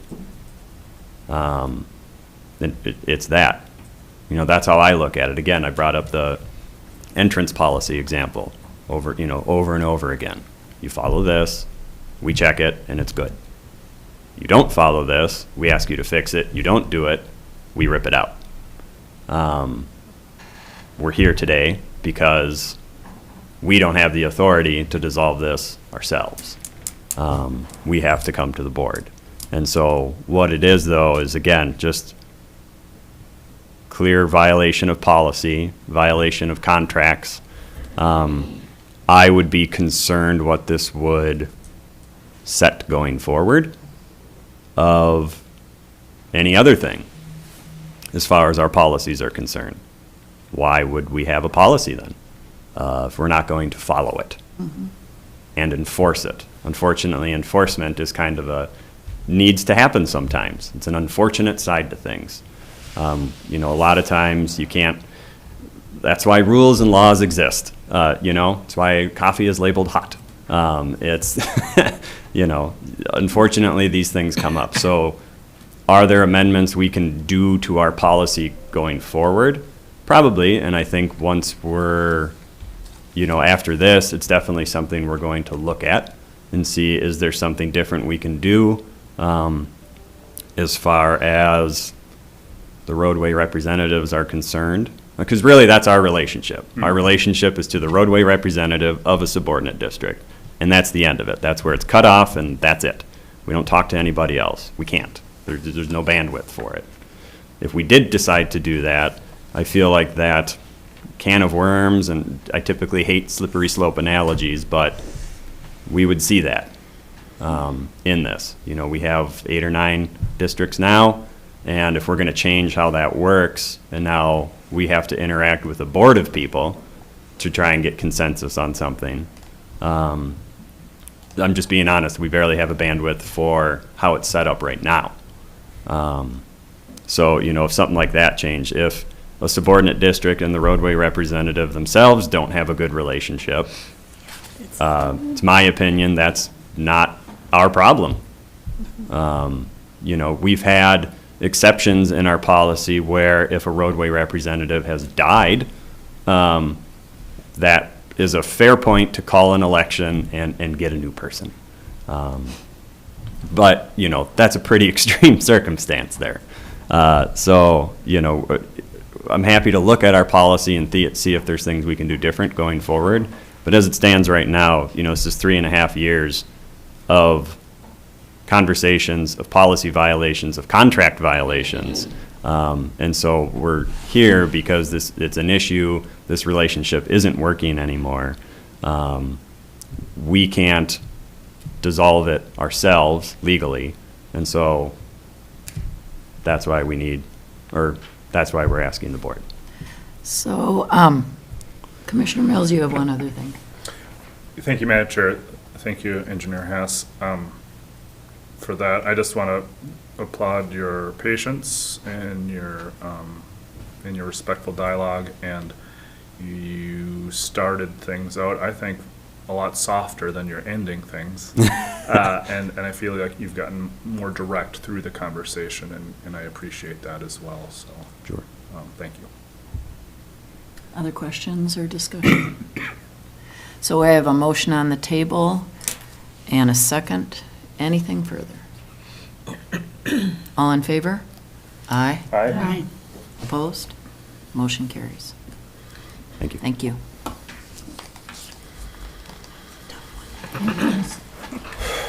All right, we'll go on to CSAH 15, Fifth Avenue West Construction. Yes, so this is just for information, just a heads up on kind of a big aspect of this particular project. When we did the geotechnical investigation up and down Fifth Avenue and a little bit in the courtyard, there's obviously bedrock that exists in Cook County, and it exists at different levels underneath the ground in Cook County. Sometimes it's a couple feet, sometimes it's 10 feet or deeper and whatever. But part of this project is going to involve blasting, or rock removal, I should say. And so whether it's blasting or mechanical removal, can kind of sometimes cause concern for folks. And so there is an aspect of this project that is going to be close to the courthouse. And so what I just wanted to talk about today is how we're going to address that. So what we do is we're going to have a pre-blast survey done of the courthouse, of the foundation, the exposed surfaces, and then in the basement as well. Take some pictures, take some videos of the facade, and then also on the inside. Obviously, it's a historic building, but regardless of it being historic, it's just due diligence to make sure we're good. So we'll have a precondition survey, and then as it's going on, we'll set up monitors, for lack of a better term, and do vibration monitoring to ensure that the protections that are in place while the rock is being removed aren't causing undue harm to the courthouse and then the surrounding area as well. So that's kind of the short of it, but I'm happy to entertain any questions as far as that is concerned. Commissioner White. What about people that have houses? Are we going to sandbag their houses too? Or, I mean, But yeah, good question. So part of the contract is, in the special provisions, we left it really on the contractor to monitor the vibrations beyond the courthouse. And so that's one part of it. And so if people have issue, hopefully nothing happens. I'm assuming nothing will happen. But if something does, that conversation is then between the homeowner or landowner and the contractor then. What we are going to do, though, is so outside of the stuff we just talked about with the courthouse is, I think we're going to try and take a field trip, and anything that we see that's exposed, is take pictures of, if, we'll work with the laundromat and the other businesses and, just try and get a good idea, of kind of some existing conditions of stuff. If homeowners want to do it themselves, they're more than welcome to. I would recommend doing it as close to construction as possible, just so there's not, I took this picture today and then 6 months later there's a crack after you did it. Well, I can't confirm one way or another if, that was from rock removal or if it was from, something else entirely. I'm not sure. But for what it's worth, too, when we talk rock removal and blasting and mechanical removal, it's not some throw a grenade in a hole and there's a big show and whatever. It's quite the opposite. It's actually pretty boring. They put big mats down and it really tamps things down a bit, but it's just doing this extra precautionary stuff near the courthouse in particular that we wanted to be careful of. Administrator York. Go ahead, Commissioner. and so I'm making I'm not going to assume anything. Sure. But I think it'd be a good idea that, and there probably will be, information going out to all property owners that Oh, yeah. this is. Yeah, when this we is do going it- to be coming, we're going to blow up the street and we'd like you to Cover your windows. board up your windows. Yeah. So something like that. Okay. Exactly. Yes, more to come for sure. And there's a whole plan too that the contractor submits. They can't just go in and start doing it. There's a kind of a pre-blast report that gets put together and then is reviewed not only by us, but also our consultants who designed the project to make sure that it meets, whatever rules and specs we need to meet.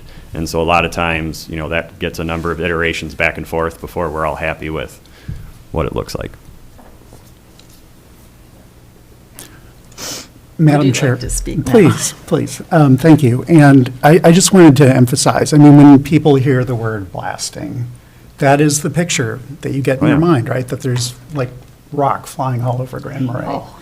And The that's, kids died. and that's not what this is. No. Just to be really, really clear. It's- We're not blowing up the town. We're not blowing up the town.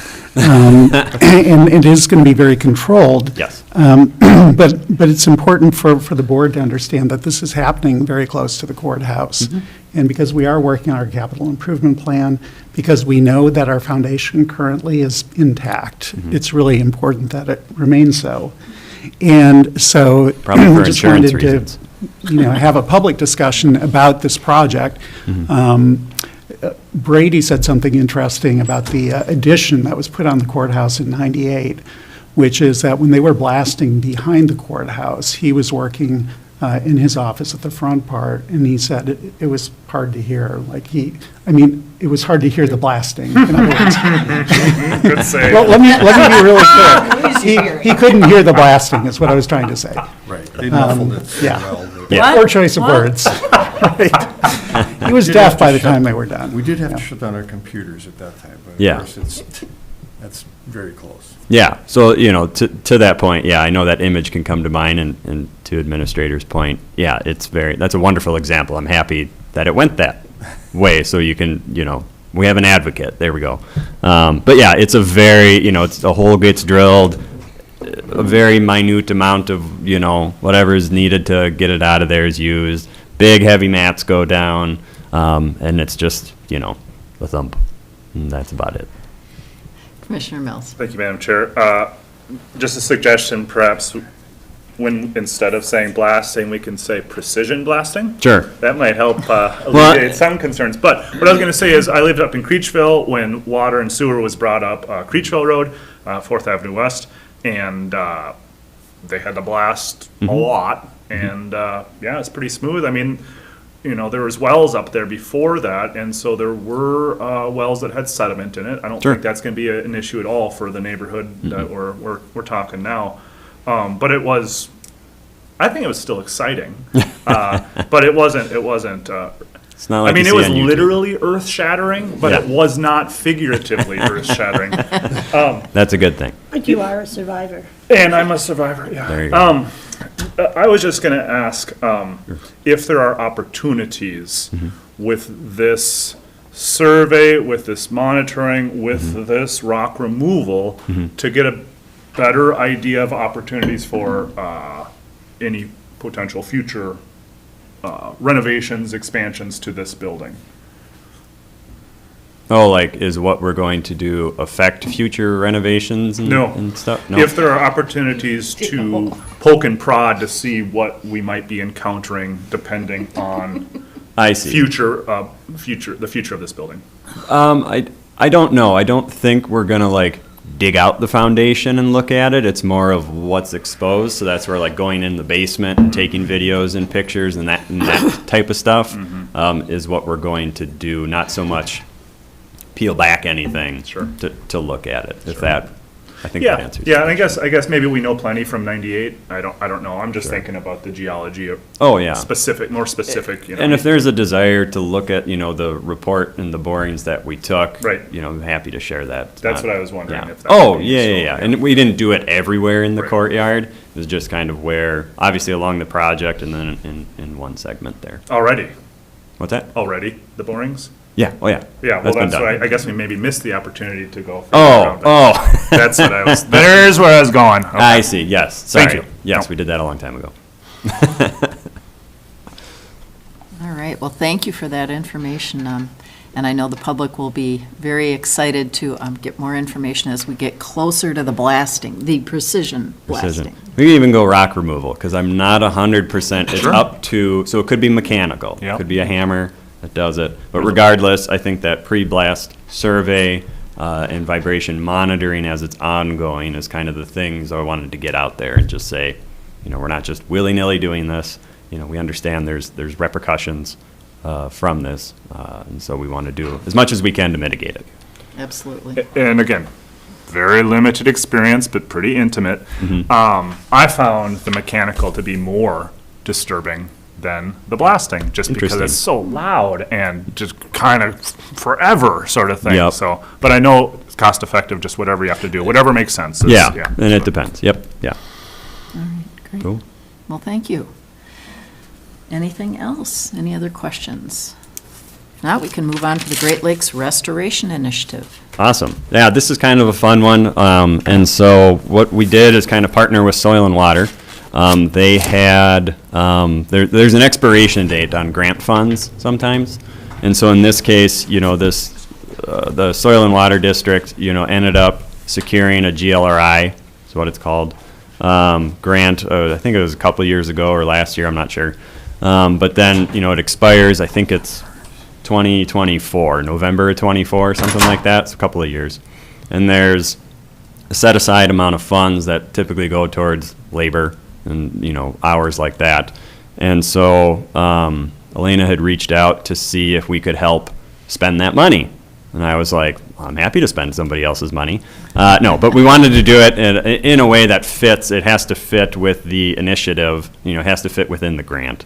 And so what we kind of came up with is a way to get more work done, basically, with no expense to the county. And so this is money that is available to us to hire 2 temporary seasonal workers this summer and next summer to assist our environmental specialist, ag inspector, Tia Parks, in kind of growing that work plan. And so the idea with these temporary seasonal workers is, you know, she would go out into different areas in the county, flag areas for invasive species treatment. And so then these workers would head out there and pull weeds, basically. It's a gross oversimplification, but that's one aspect. Assisting with outreach She does a lot of outreach in the county. If you've heard of it, there's some stuff coming up through the brewery, actually, which is pretty exciting. They named a beer after the Rusty Blue Crayfish, which, if you don't know, there's none in it. It's just named. Some do, though. Again, missed opportunity. I know, they did it. Yeah, but anyways, there is a whole lot. So it's a lot of fun outreach as far as, invasive species stuff is concerned, both aquatic and terrestrial. I know Amanda Weberg with Soil and Water does a lot with that as well. But, yeah, so it's kind of just this additional help that we can have to do more in that, kind of field of work in the county. So it's kind of exciting. And again, at no cost to us. Yeah, that's about it. Well, thank you. Is there any questions? Sorry, I guess. This is really interesting. Yeah. I have a question, but I Commissioner don't think Hawkins. it's for you as much as maybe for our HR department, or maybe Mr. Yorkie. So our job description doesn't even mention that we're paying for this out of grant fundings over 2 years. And so this is my concern as a commissioner, that sometimes we approve job descriptions saying they're funded by a grant, and then it continues on forever and ever, and all of a sudden it becomes part of our levy, which is not a bad thing, maybe, in the long run. But this is where I would like to see something in our job descriptions when we have a new position based on funding. Sure. That we put that in there and say, this position is funded by whatever the Great Lakes. Sure. And That makes sense. then, when that 2-year grant is up, your job is gonna be, Yeah. not be there unless it's reviewed by this board. So, That's a good idea. can we do that? So I appreciate the concern that you're raising, and I think it's a valid point. The job description isn't really the instrument to accomplish that. I mean, in the situation you're describing, where if there were some desire to continue the position beyond the term of the grant, the board would have to approve that anyway, right? I mean, you'd have to approve the additional levy dollars to continue the position. So putting that into the job description really wouldn't accomplish that. I mean, Well, I bring it up because I know other counties do that. I've seen it in their I've never seen that. positions, so that's why I'm thinking, well, if other counties do it, that is a way to make sure that we do review that again. do you want to come up with?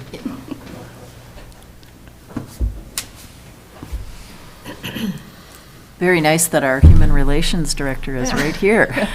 Thank you, Leah. Well, and just to that point too, while Administrator York is correct, that isn't quite how we would continue on with the position, but I do appreciate, and I think it's important for someone being hired to also have that knowledge. So putting it in, whether it's the job description or at least a posting for the job description, having that information is just valuable for the person that we're hiring as well. Knowing this is a grant-funded temporary position. It might only be here for 2 years. Maybe there'll be funding after that. Maybe there won't. But just to be on the up and up, I think is a nice. Yeah. I have seen it in postings before in other Me too. places, so Yeah. that seems appropriate. It does, yeah. That's a really good point, Commissioner Yeah. Hawkins. Yeah, that makes sense. Yeah, and the intent is to keep that. We just saw an opportunity, like I said, to kind of, I don't want to say do more with free money, but kind of. And, and that's why I want to keep that way. If adding positions, I know is a big thing. And so this seemed like a really good opportunity to do it without having to add a full-time or part-time position to the budget. But I think that, yeah, to everybody's point, I think that's an easy thing for us to do. It's easy to add a sentence or something, whether it's in the posting. And I think we had talked about that anyways, making it very clear this is like 3 months or whatever, and that's it. Yeah, good point. Well, and I certainly support using money to do this work. I just want to make sure that we're Sure. all on the same page, that this is temporary based on funding at this time. Totally. All right, great. Any other questions or comments? Well, thank you very much. We appreciate your time. And we're going to take a 5-minute break because we've been. Have to vote on this? No, we do not. So we'll take a 5-minute break and then come back. Because. Thank you. Mr. Nelson. Yes. Because Mr. Nelson. Tradition. I feel really bad for those Kelly Hill people. Oh, I know. I mean, not that they're not part of this, but the whole fractious community. Oh, thank you. I feel really bad.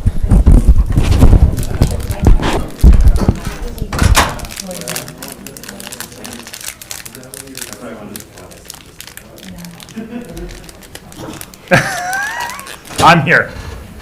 I'm with you. Because we have the same issue on our road. And we've been, like I said, 25 years. Fine, every year they have a little, and it's on their deeds. If they don't pay, Oh, I'm sorry, Jim. we can put, if the property owners don't pay their fee. Well, that's what I was thinking. You know what I was thinking? I was like, I'm happy though that I get We the can put a lien on it, Sure, yeah, but who's the we? right. Yeah, I know. I mean, Sorry, I know. Just like, and I was like, oh, yeah, there's yeah. no money. Like, You're not gonna for see buying it. the posts, Yeah. or for Okay, legal you're right. stuff, like I'm sure he's around. I actually just 25 asked years him how from he's now. been doing it. Not so much, Yeah, it's like, what, and I can't. Himself up the trail, and It's that's like, good. yeah. and so they I have mean, I don't know. more people that live up Right, there. right, yeah.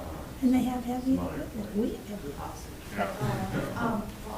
I just feel really bad for Oh, yeah, no, that's, and the guy that they had run is on job and continue.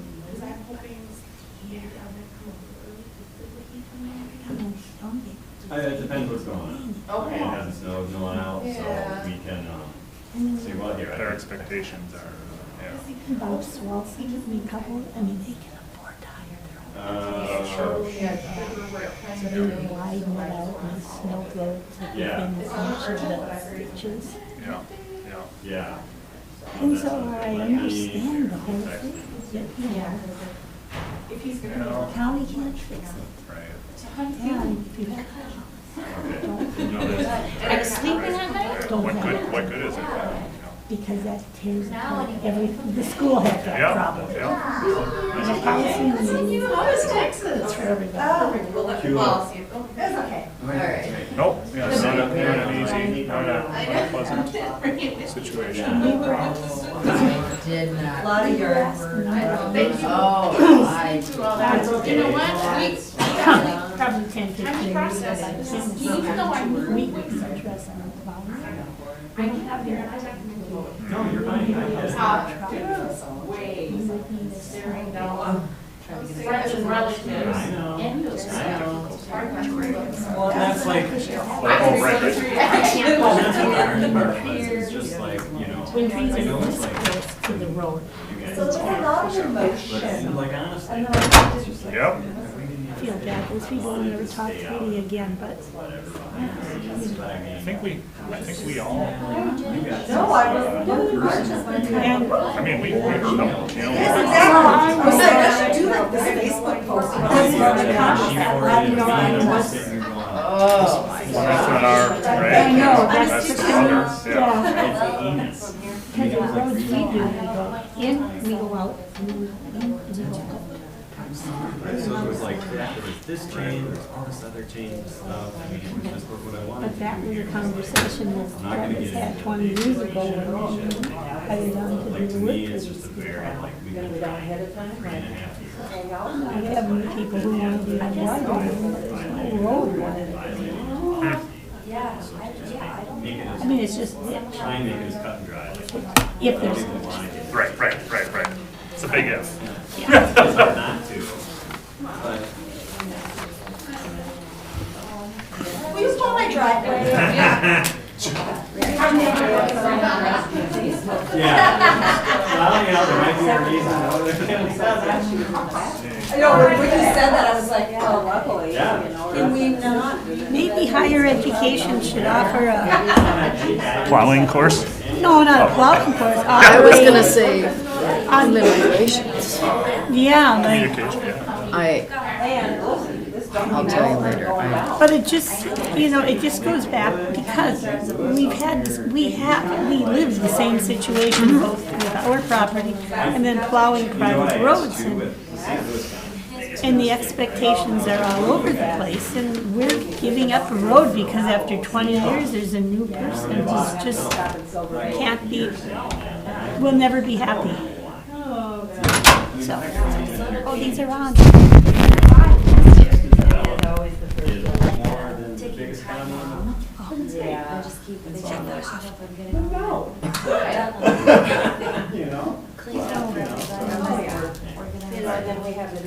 All right, let's,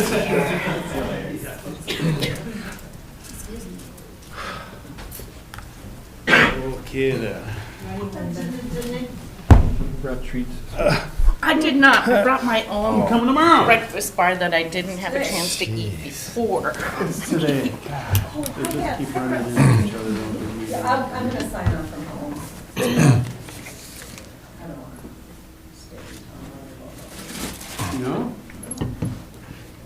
There's Zoom availability. Yeah, but it's more I know. personal. Yeah. You can see the expression.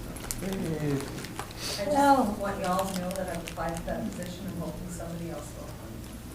Which, oh, yeah. So, well, good, because I did put that on as you see the agenda, so then you can. Yeah, I did see that. You can, we'll let you type it. There's, governor's way behind. Do you want any of these? We had talked about what the space of the city doing, James Steele, who's not going to be with us because he's in Puerto Rico tonight.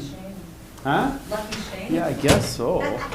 Hope there's a typhoon. Yeah, I don't have a whole lot of time to be the regional parks and trails representative. Yeah. I think it's important that we have a voice True that. at that state level, so. Agreed. Did you see the information on the bills in St. Paul? Pardon?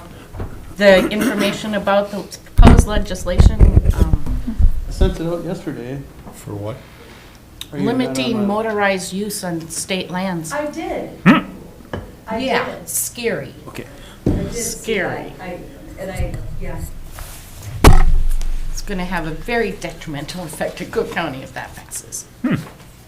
Is it for sure? That's where I stopped and I went, okay, this is another whole research project. I'm gonna just go, whoa. Well, according to Aiken County, yes.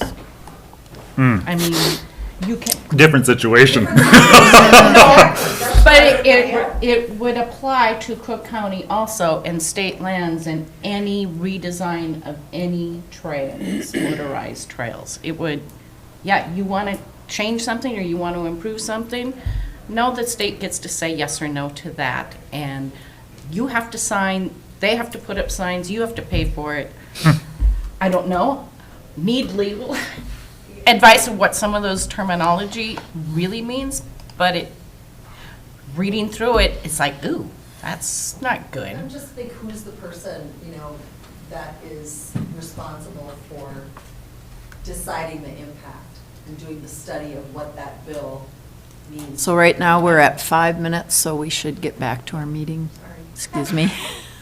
All right. I'd like to welcome us back to our Cook County Commissioners meeting, and we are ready to start with item 5, Land Services, and we'd like to welcome Tim Nelson. Thank you, Madam Chair, Administrator, Commissioners. This should be a fairly short item here. We actually, just to put everything again into context, we have two entities. We have the Planning Commission and the Board of Commissioners, and we kind of blend them together as we. Adjustment. Board of Adjustment. What did I say? You said Board of commissioners. Commissioners. I'm just clarifying. That's the third one. Sorry. You guys have already made this a very long morning. My bad. Just clarifying. Okay, I apologize. Yes, the Planning Commission and Board of Adjustment, two entirely different entities with two different functions. the planning commission is an advisory role that takes and listens to applications and forwards them on to the Board of Commissioners, you to make the final determinations on, and the Board of Adjustment is a quasi-judicial board made up of 5 people that their decision is actually final, and any appeal from their decision goes on to district court. We, like many other rural counties, have basically, we don't combine them, but the same people are on the board. So we have 7 people or 7 members of a board, the planning commission.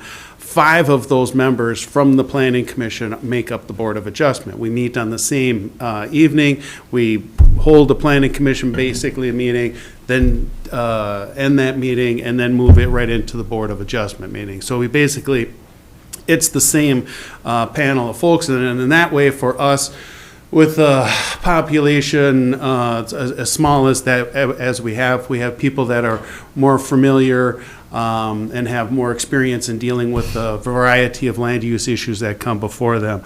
We have for quite some time have been deficient in the numbers of our members of each of those boards. We have been shy 3 members of the Planning Commission, and we have been shy actually now just recently just 1 member of the Board of Adjustment. And so we had received 2 applications in, and so this request basically is to take those 2, which would be Paul Stucker and Brad Silman, and appoint those 2 people to the Planning Commission. But then on the Board of Adjustment, I had a discussion with one of our members who, over the past years, has only been on a year, has had some difficulties making it to our land use legal training workshops and the other issues and such. And so in my conversation with him, we determined that he would gladly step aside and have one of the other members who had applied for these to be appointed in his position. He would still serve on the Planning Commission, but then the 2 members, both Paul Stucker and Brad Silman, could be appointed to the Board of Adjustment, which would then make a full 5-member Board of Adjustment for us. And I guess I will just leave that open for any questions that you may have. That would still leave us with 1 member short or shy for a full 7 members for the Planning Commission. I would say that in looking over the applications, we do have, and it's always good to get kind of the diverse backgrounds and histories and of the members. And one of the members, Mr. Stucker, has a background in arts.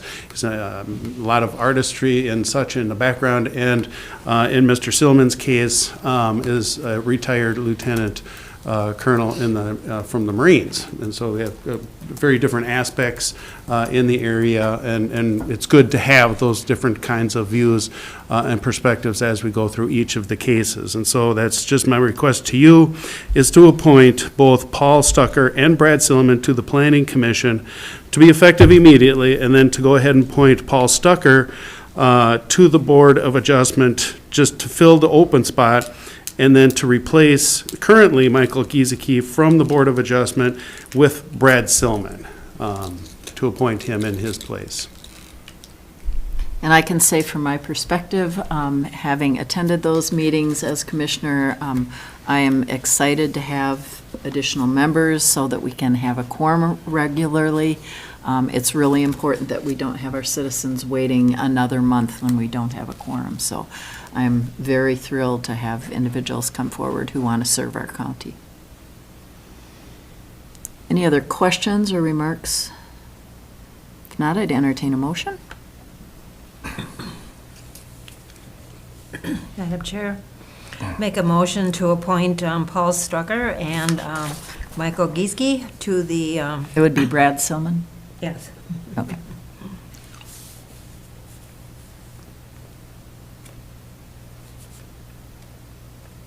And do you want that for the Cook County Planning Commission and Board of Adjustment? Mm-hmm. Okay. Is there a second? Support. All right, we have a motion and support. Any further discussion? All in favor? Aye. Aye. Opposed? Motion carries. Thank you. Thank you.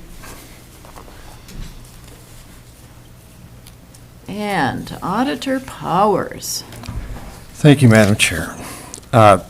First item is a request to purchase a scanning system. It's a mirror image payment processing system. This is a capital purchase request. It's unbudgeted, which is why I'm here today.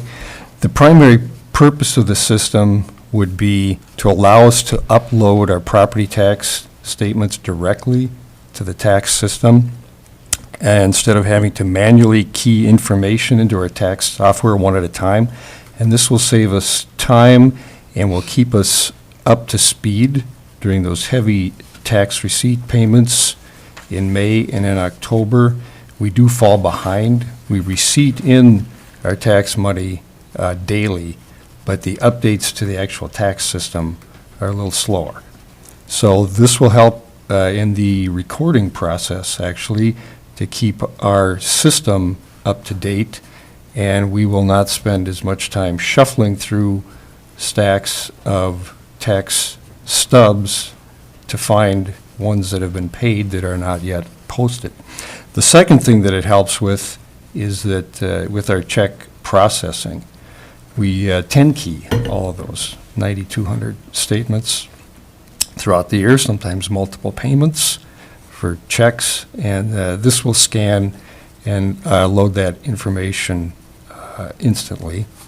Well, not instantly, but you actually load these check stub together in piles, and it's amazing how it reads both of them and lines them up, and it tells you if there's something amiss and stops it, so you have a chance to correct something. But it's proven technology. I've watched them demonstrate this for more than a decade at our conferences, but have never asked to install it here. But many of our EMSIS counties use this exact same system. They've had really good success with it. We checked with Rowan in the IT department. He thinks it's going to be a good way for our needs right now. It's a good system. And the third say major benefit is the search function, is this loads the tax stub and the check. And so in the past, I shouldn't say the past, even to now, we have a box says full of tax stubs, et cetera. So when we have to check on things, there's a lot of payments to go through manually. This will now all be on our system. We'll be able to look at them. We get lots of calls and questions on that during the period. Stacy can attest to that. So I was going to say, Commissioner Hawkins has been smiling almost the entire time you've been describing this.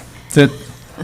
The reason we haven't done it in the past is you keep waiting for costs to come down. I always hear the technology costs come down. Some items do, but some don't. And they don't make adjustments for small counties. But I think at this time, it's just time to make the move. It probably was time a few years ago, but it's good now, especially with Adriana's going to be out on a leave for a few months, and we'll have someone temporarily trying to fill her position, and she takes the heavy load during the tax period, so it's the right time to make the change too. Paying for it, because it actually benefits our recording system, because there's a lot of deed activity and mortgage going on during this, and we fall behind forever. I mean, during these periods, we can be behind by a week or two in updating these records, which is why we then search through our boxes. So this will help keep us up to speed for the recording function too. So checked with the recorder to use these recorders' funds. There's an unallocated fund that is there for helping the recording process. That fund is actually under the authority of the commissioners, but I like to get Dusty's opinion on this as the recorder, and she agrees that it's a benefit to the recording system, and it's what it's there for. So there's about 80,000 in it, so lots of room for this. And we would intend, this would be the initial purchase, and then the annual maintenance costs will go into the auditor's budget, so. Yeah. Questions See if for there's any Auditor questions, Powers? yeah. Commissioner Hawkins? So when this gets scanned in, your check and your stub, Yeah. and it records into the system, and there's a penalty that needs to be, they paid the penalty, does it take in consideration that penalty that's due? I don't know the detail on that. That's second Okay, half, that's typically curious. when you get to the penalties. I think I shouldn't really try to answer that. Okay, I was just curious of Yeah. how it I know handles if there's that. any discrepancy that it notes on the stub, it'll stop, Okay, and then you have to move on. So that's what I expect. It'll know what's on the second half statement, and it's not gonna know the penalty. But it knows the check, it knows the person, it'll stop there. But it's still improved the amount of manual activity of taking the stub Yeah. and scanning that in individually. So I'll come back and give you I'm just more on curious that. how it interacted with the Yeah. tax system. Okay. It just sounds like a great efficiency. It is, And and- it's time. And it's a matured system. You know, I remember when they first came out with it, and, yeah, you really want to wait for the larger counties to do it, because there's going to be bugs to work out, given all the variations. And I think it's well worked out now. They're very, I almost say enthusiastic, Courtney said, when she talked to the other tax administrators about. And they say you'll end up using it for more than you think you will right now. You have two options, too, to make it, you can actually send your data directly to the bank, the checks, but you don't have to.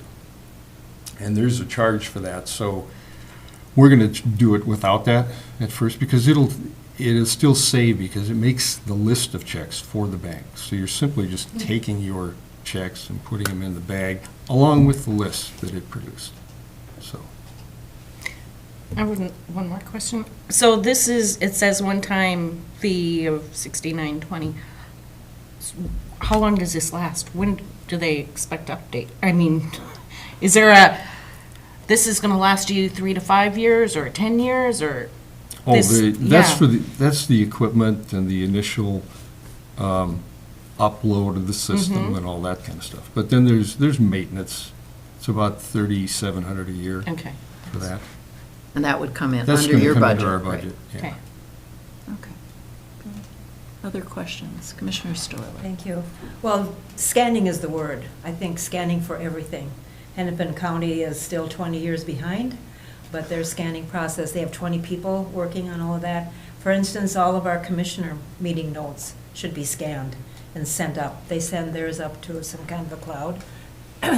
And so I think it's a good place to start here.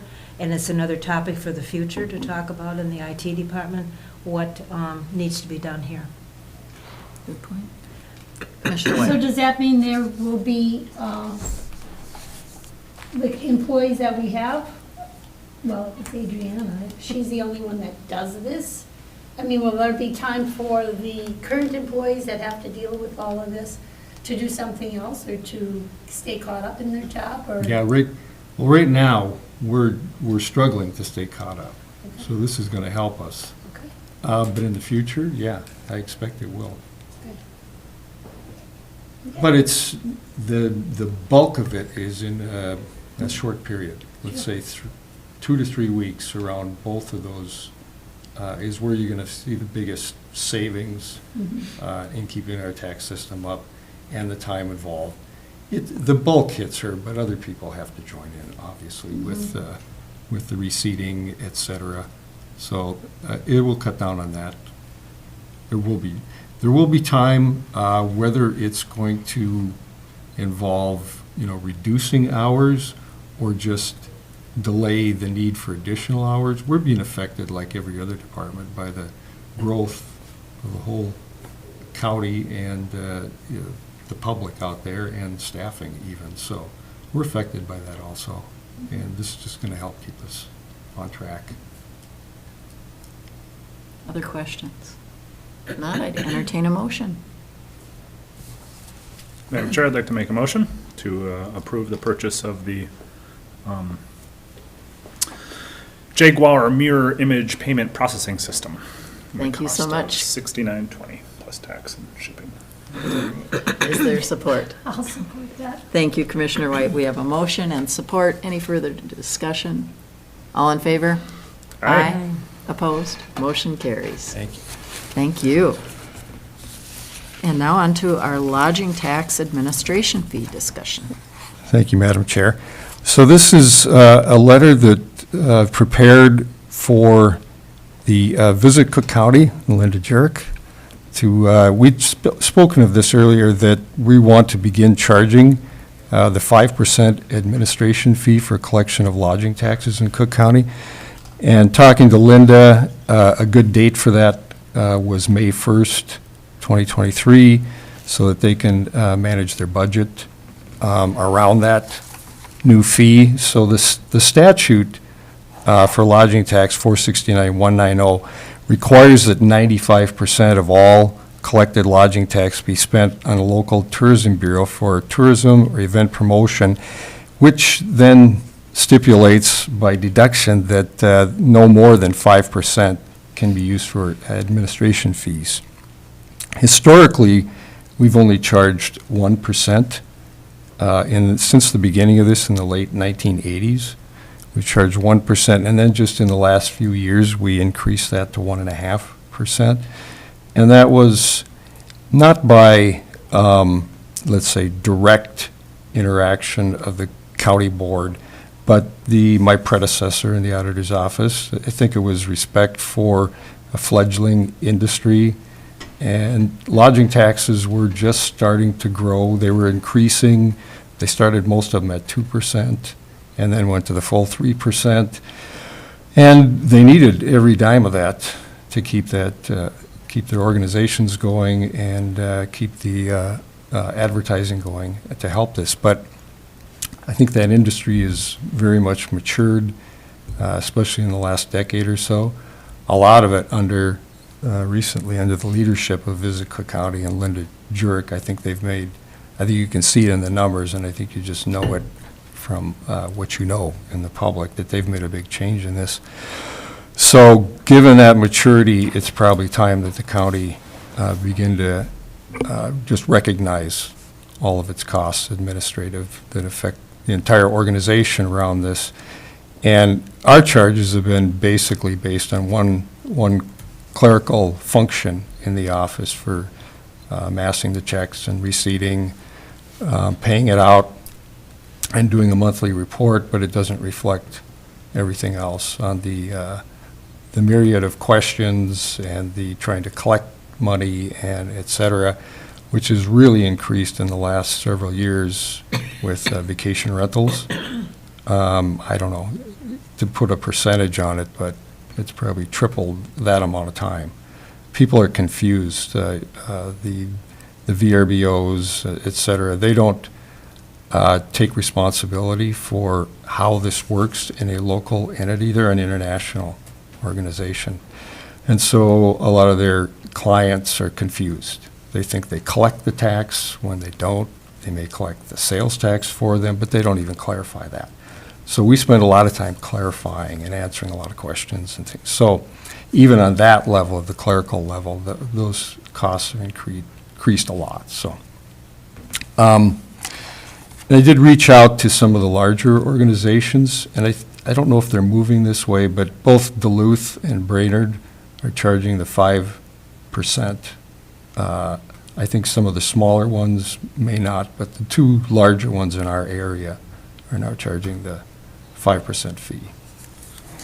I guess I'll just leave it for questions at that. Any questions or comments for Brady? I think it was a really thorough discussion, and I appreciate kind of stepping back in time and looking at that history from back in the 80s, and how much has changed, and how fortunate we are that Visit Cook County has done such a stellar job of marketing. And what I notice is smoothing out the bumps. It's not just all in the summer, that there's been a real attention to keeping jobs available in our community throughout the year, and a real thoughtfulness to their work on behalf of the community. We noticed too, when we go out to issue bonds, that the rating agencies have noticed also. Our bond rating used to be in the B area, B plus, double B, something like that. And when they recognized that the tourist industry became a year-round industry, I think that was the trigger that put us into the A and double A rating for our bonds, which saves us a lot of money when we do have to bond. So, that and our cash management. All right. Well, thank you for that information, and I think it's important for the public to hear that as well. Any other Okay, questions or remarks for Brady? All right. But thank you, Madam Chair. I just want to thank Paul Cole for sending a letter suggesting this, looking into it. It's a good example of our community paying attention, engaging, and us finding some options, some opportunities, and some workable solutions. So just want to give a shout out there. But also want to thank Linda for her stellar work in our community. Just like you said, there's huge implications with our bond rating, with our economy at large, and then also just the values that you bring with the leadership, the community values. It's not all about the money, and you get that, and I just appreciate your work there too. So, money helps though. All right. I'd like to make a motion to. We don't need one. We don't need a motion. Well, then I don't want to make one. No Well, I would- action required. No action, I don't think it's required, well, historically, there hasn't been any action required, but I don't think there would be any harm in it Well, to endorse it. in that case, I'd like to make a motion to approve the 5% administration fee for the collection of all lodging taxes starting in May 1st, 2023. Is there support? Support. Adriana, did you catch who? All right. Commissioner Hawkins got there first. Sorry, The only Commissioner leader Storley. ahead. So we have a motion and support. Any further discussion? All in favor? Aye. Opposed? Motion carries. Thanks. Thank you. All right, great. Administrator Yorkie. All right, thank you, Madam Chair. The first item under my section here is a request for authorization to process paperwork related to opioid settlement dollars. The county, like all counties across the state, is receiving settlement funding from various pharmaceutical manufacturers and distributors related to the opioid crisis, which, I think most people are aware, for some time opioids were overprescribed, leading to addiction issues, and a variety of costs that came along with all that. And so now we are starting to receive settlement dollars. The county has already received a little bit north of $46,000, which we have not spent yet. When we knew that we were getting these dollars, I set a meeting with Sheriff Eliason, Attorney Hicken, and Allison McIntyre from Public Health and Human Services to talk about what would be the best use of these dollars. Subsequently, there was created a coordinating committee in the community, including the school district, the clinic, the hospital, and other folks to talk about how to address this problem. In terms of how we are going to be spending the dollars that come to the county, I'm deferring to that coordinating committee to identify needs, because I think they're in the best position to determine how best to use the funding. And I'm working again with the sheriff, with the county attorney, and with Director McIntyre to get feedback from that group. So at this point, we haven't spent any of those dollars yet, but I anticipate that we will be. And as we develop a plan for spending those dollars, I'll be reporting to the board on how that's looking. In the meantime, we are expecting additional settlement dollars to come in. And the item before you today would just authorize staff to do what is necessary to receive those dollars without delay. Commissioner Mills. Thank you, Madam Chair. Thank you, Minister Yorkie. I just want to clarify and ensure that Grand Portage is also involved in these conversations. They are, Okay, for good. sure. I know there's significant concerns from Chairman Dishaw about it, and I just wanted to make sure. Appreciate that Thank you. clarification. In that case, I'd like to make a motion to execute all the necessary documents, authorize county staff to do that, to participate in the settlements, including the participation agreement and accompanying release, and in the state subdivision agreement. Thank you, Commissioner Mills. Is there support? Support. Thank you, Commissioner Hawkins. We have a motion and support. Any further discussion? I do have a question. So your coordinating committee, we've also, through our leadership group, established a substance use subcommittee. How are we communicating?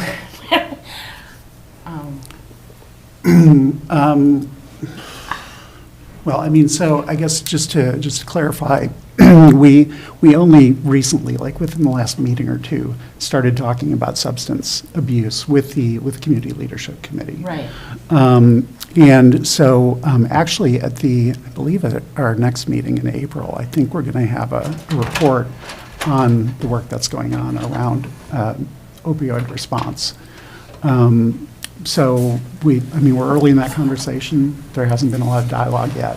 Well, that's, as a member of that subcommittee, we've had a couple little meetings, just beginning to talk, and then I see there's this, and I just want to make sure we're not duplicating effort. If there's already a group doing the work, I shouldn't be doing the work over here, trying to gather information that might already be there and I didn't know about. Right. Now I'm sure. And I haven't been personally participating in the meetings of the coordinating committee, so I can't really speak a lot to its work. And it sounds like they're fairly early in the process of determining. So I'll just, because I think at our reached meeting out in to- April, we'll have to talk about Yeah. this. I did reach out to Sheriff to get some background information that it's way over my head right now, but I just want to make sure that he didn't tell me about this other coordinating committee, so I just wanted to make sure I wasn't, make sure I'm following the right path I'm supposed to. Right, for sure. Okay. Commissioner Mills? That's such a great point, and I really appreciate that. When I think about the role of the leadership committee, I think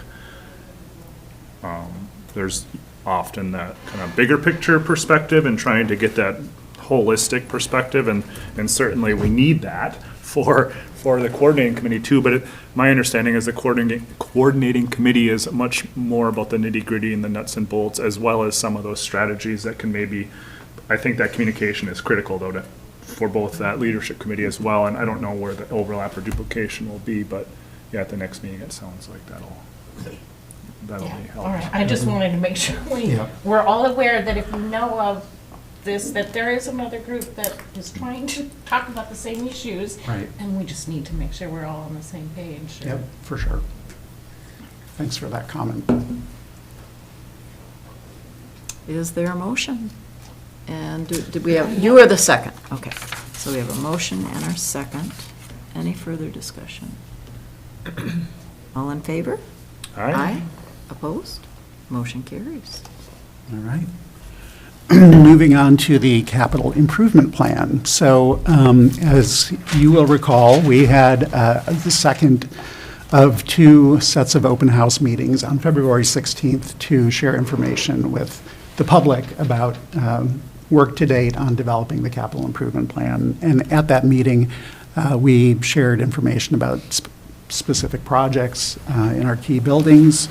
We also talked about space needs and provided some concepts for adding space to county buildings to accommodate the size of our staff, which has grown over a number of years. And so the attendance at the open house on February 16th was less than I had hoped. I think than we all had hoped.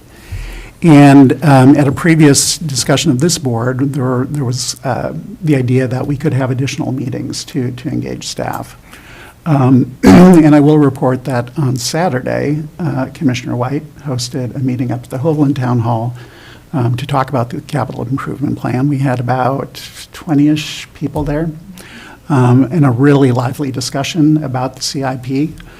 One of the key things that I heard, people want more information. The presentations that we did at the open house on the 16th, we kind of highlighted major projects and key buildings. We did not provide an exhaustive list of all the projects in all 20-plus county buildings, because that was just a level of detail that a lot of those are smaller buildings and smaller projects, and we didn't think was germane to kind of the big picture.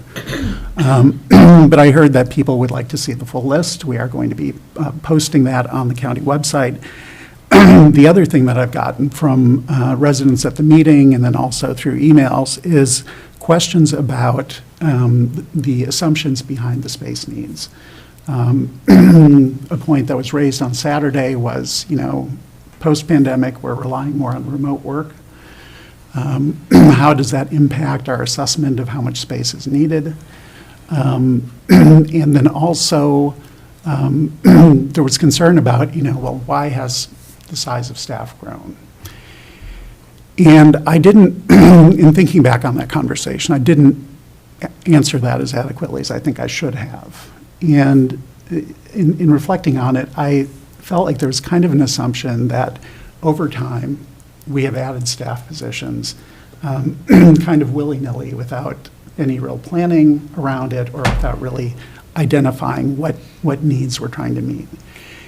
That's what I kind of heard in some of those assumptions. And the fact is, anytime that there's a proposal to add new staff, that proposal is brought to this board, which has an extensive discussion about the need for the position and also the financial impacts of adding it. And so I just wanted to state in my remarks today that to the extent that our staff has grown in size, it is not a function of me or a department director saying, well, I just want to have more staff, and so we're going to add people. When we have those discussions about increasing the size of the organization, it is in response to a need, and it is always with an eye toward the levy and the budget, and making sure that the addition of any new person is well considered, that there's a specific need, and that the job description aligns with that need. And so, I've had people say that they want an explanation, like a justification for every position in the organization. Now, I'm not going to do that. I don't have the time, I don't have the bandwidth, I don't have the inclination to do that. We could hire somebody to do that, though. Sure. But I do think we need to provide additional information, and I think there's more that we can do to kind of talk about the underlying assumptions of the space needs assessment. And so I am going to be drafting an article that we can put in County Connections to kind of talk about where we are, how we got here, and what the process is for assessing those needs, and also for just determining if we're going to add new staff. Because, again, I think there's a misconception about how that happens. So those were kind of my takeaways from the meeting on Saturday. Really, I want to say thank you again to the folks who showed up for that. People have busy lives, and it's not easy to take time out of your weekend to attend one of these meetings. And I really appreciated that people showed up, that they had questions, they were interested. And I heard the questions, and I really do want to get information into the hands of our residents so they can understand the thinking behind the CIP. In terms of the timeline for getting this done, again, the plan was after the second workshop, we were going to take the feedback from it and then move forward with the finalization of a draft report that would be shared with the board and with residents.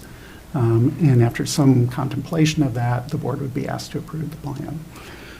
After we had the open house meetings on the 16th and we didn't have the attendance that we hoped for, we paused and provided an opportunity for additional staff, or not staff, but resident engagement.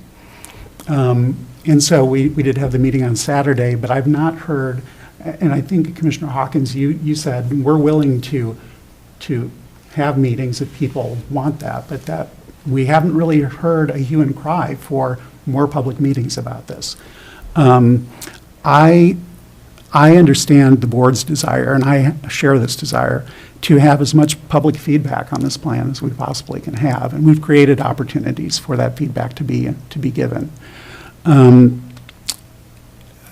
not certain, I mean, at what point do we say, okay, we've created these opportunities, some people took advantage, a lot of people didn't, we have to move forward and complete the plan. I do want to get this plan done. Again, our goal was to have it done by the end of last year. But for various reasons, we've stretched out that timeline. And what I don't want to do is just kind of continue, saying, okay, we're going to look for more public input and delay the completion of the plan yet again, because we really need to work. We have a lot of needs that are very well documented in the information that CRBPS provided. We do need to move forward with the implementation of the plan, irrespective of the space needs and any new major capital projects to add space. We have a lot of repairs that we have to make, and we need to have a plan for completing those. So I do want to move forward. My expectation at this point is that we would have a draft report from our consultant by the middle of May, if not sooner. I want to give them enough time to complete that work. And then have that out for the board's review, for public review, for a period of 2 or 3 weeks, and then ask the board to approve the plan so that we can move forward with its implementation.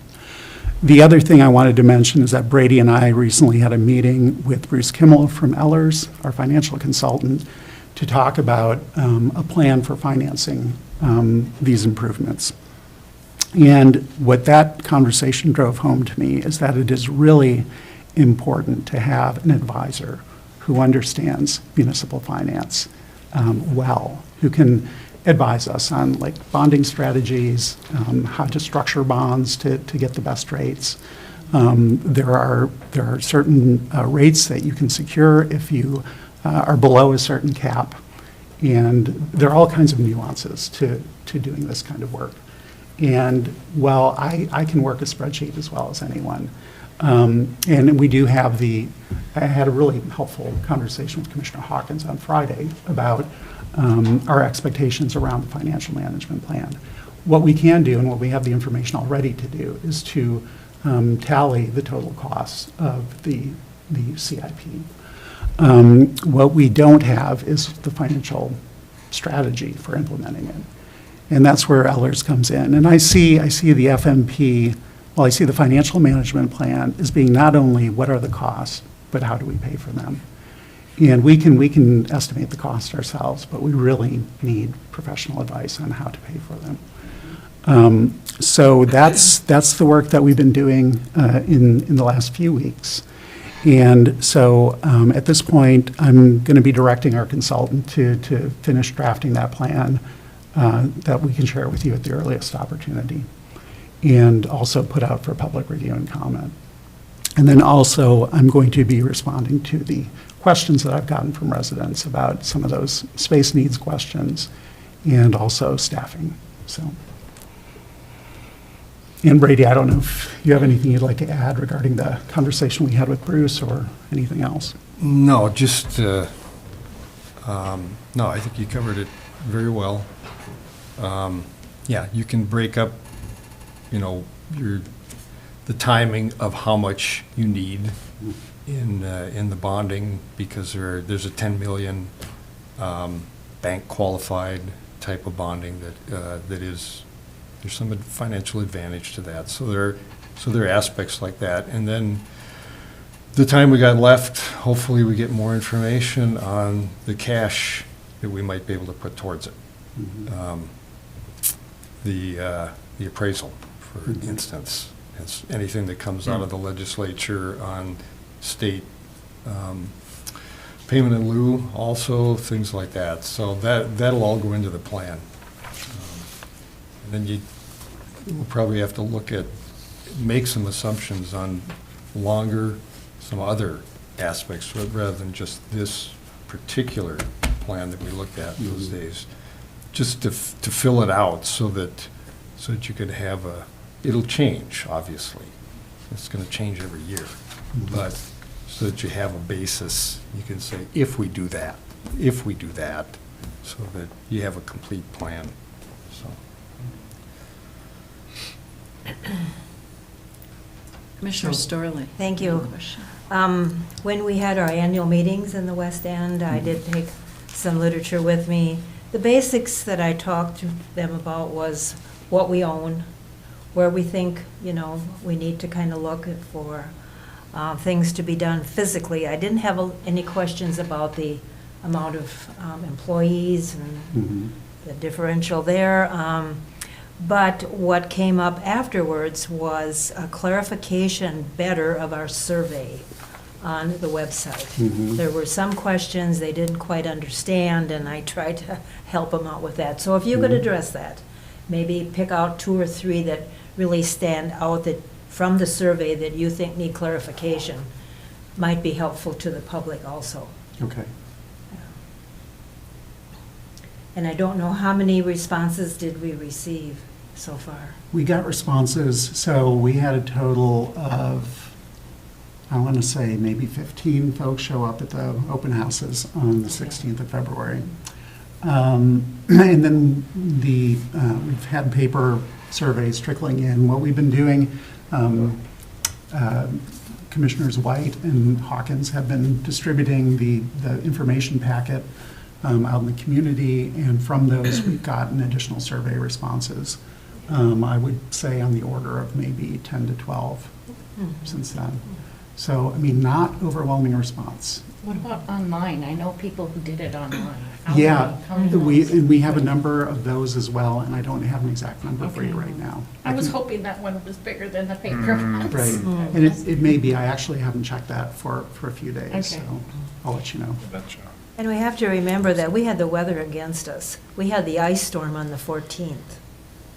And then we had something else, a few weeks later. So the weather was really against the open houses. But I think, in the East End, the West End, I don't know about the middle, I think we've done as best we can to inform people about what's going on, and the feedback has been nothing, very negative. It's just they want to know the process. I will say, the price tag, we're talking about $13.4 million of deferred maintenance, and that's just to get all our existing buildings up to snuff. That doesn't include any new space that we might add. When you put the new space with that, you're talking about somewhere in the $25 to $26 million range. And so that's a big number. People have concerns about that. People are concerned about how that's going to impact the levy, understandably. And as Brady said, there are a number of opportunities to, depending on how we bond this and what the debt service is, there are ways to mitigate the impact on the levy. But that's why the conversation with Ellers is so important, because we really need to figure out what does the big picture look like in terms of financing and budget impact. So. Commissioner Mills. Thank you, Madam Chair. Before being an elected official, those kinds of numbers were unfathomable, and still they often are. It's just like, holy smokes. When I was in the city council, we approved the building of the new public works facility for a tune of $5 million for a garage, a $5 million garage, right? The project manager was able to keep that down to, I forget what, less than 4.2, or I forget. It was nice, and also said, good luck ever seeing that kind of savings again. And I didn't fully understand what that meant. In my regional meetings from other counties and other commissioners, there's plenty of other capital improvements happening around the state, and there's a couple that have stood out to me, and some of it's the public works facilities in Lake County and in St. Louis County, and then also in Carlton County, at the JET meetings, there is discussion about their justice center, right, and their jail. And I remember when the conversations were kind of first getting going, they're like, oh yeah, it's gonna be $20 million. And I was like, oh, $20 million. As it turns out, it's now $70 million for their justice system, or their justice facility, or whatever, center. And Itasca, totally different situations, right? Different populations, much bigger projects, but still, it's just like, it's a little mind-blowing. And the same with Itasca County and their jail. Commissioner, were those cost estimates developed before the pandemic? The 20 million was, yep. So. Yeah. Oh, yeah, but still, 20 to 70. No, it's a lot. It's a lot. Yeah. But I mean, we there's a lot know that's changed. how bad the inflation has been since Absolutely. the pandemic, so. Yeah, and so there's all kinds of factors, but it's just kind of, when we're talking $13 million, it's like, oh boy. And then when we're talking $25 million, it's a double oh boy there. And it certainly catches my breath, gives me pause. And where I'm going with this is it helps to have that broader perspective of other situations, what's happening throughout the state, and just how other commissioners are responding to it and what their strategies are. And again, I'm just so pleased, comforted, proud of this board's work and direction, and just way to sift through data and put it together, get feedback, develop that overall picture. I think we're on a good path, and I think we can stay on it as long as we're all talking to each other and getting information, presenting questions, getting feedback. Just that back and forth is really valuable. And so I really want to applaud the efforts for getting paper copies and getting more of those responses out or in, and just doing what we can to develop this. But one of my biggest frustrations with the county organization from years back was the lack of forward thinking and thinking about, when building something, what those longer term costs are, both as far as just straight up what they are, but also the implications of how you build and what those costs are down the road versus, just cutting corners and that kind of thing. So this has been a really informative process for me. I don't have a whole lot of questions about some of the assumptions that are made at this point. Nothing at this point stands out to me like, whoa, that's out of left field, that's out of the blue, that's so random. It's so far the data is making sense to me. It's just when it all adds up that it gets to be more overwhelming. So thank you for your work on that and continuing to navigate all this too. If I could just respond to something you said, anytime that you're doing a process like this, you do your very best to try to accurately characterize what costs may be. And in our conversations with CRBPS, I repeatedly told them, we're at the end of the road here. So whatever it costs to build something in Duluth, add 20 or 30 or more % to that. I would rather develop an estimate that ends up being way too high and coming back to the public and saying, you know what, we overestimated this. Instead of 25 million, it's actually 22 million. That's a much better story to tell than, well, we said it was 25, but it's actually 75. And so nobody wants to be in that position. And so I told the consultant, let's be really conservative in estimating these costs so that there are no ugly surprises down the road. Now, you can, you do that, you make your best estimate. It's no guarantee that down the road, the costs aren't going to be higher than we expected. But we are doing our very best at this point to anticipate a worst-case scenario so that we don't surprise ourselves or the public. Commissioner White. And I would like to say that I heard no opposition to taking care of our buildings, that we exist. There was It was good that it was done. It seems like a thorough process. This is what's going to happen, and it's what's going to have to happen. But the bigger question was, prove that we need to have an expansion of the facilities that we have. And there are a lot of questions beyond that.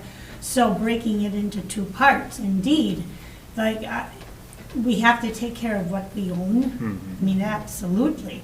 And then we have to, if more space is needed in these times, post-pandemic, and why, that information needs to be shared. I think there's enough information about existing buildings and, and erring on the high side. High estimates are way better than low estimates. And so that was a good thing for me to hear. I mean, just, and then as you pointed out, it's 5 years. We're not going to have it all done by October.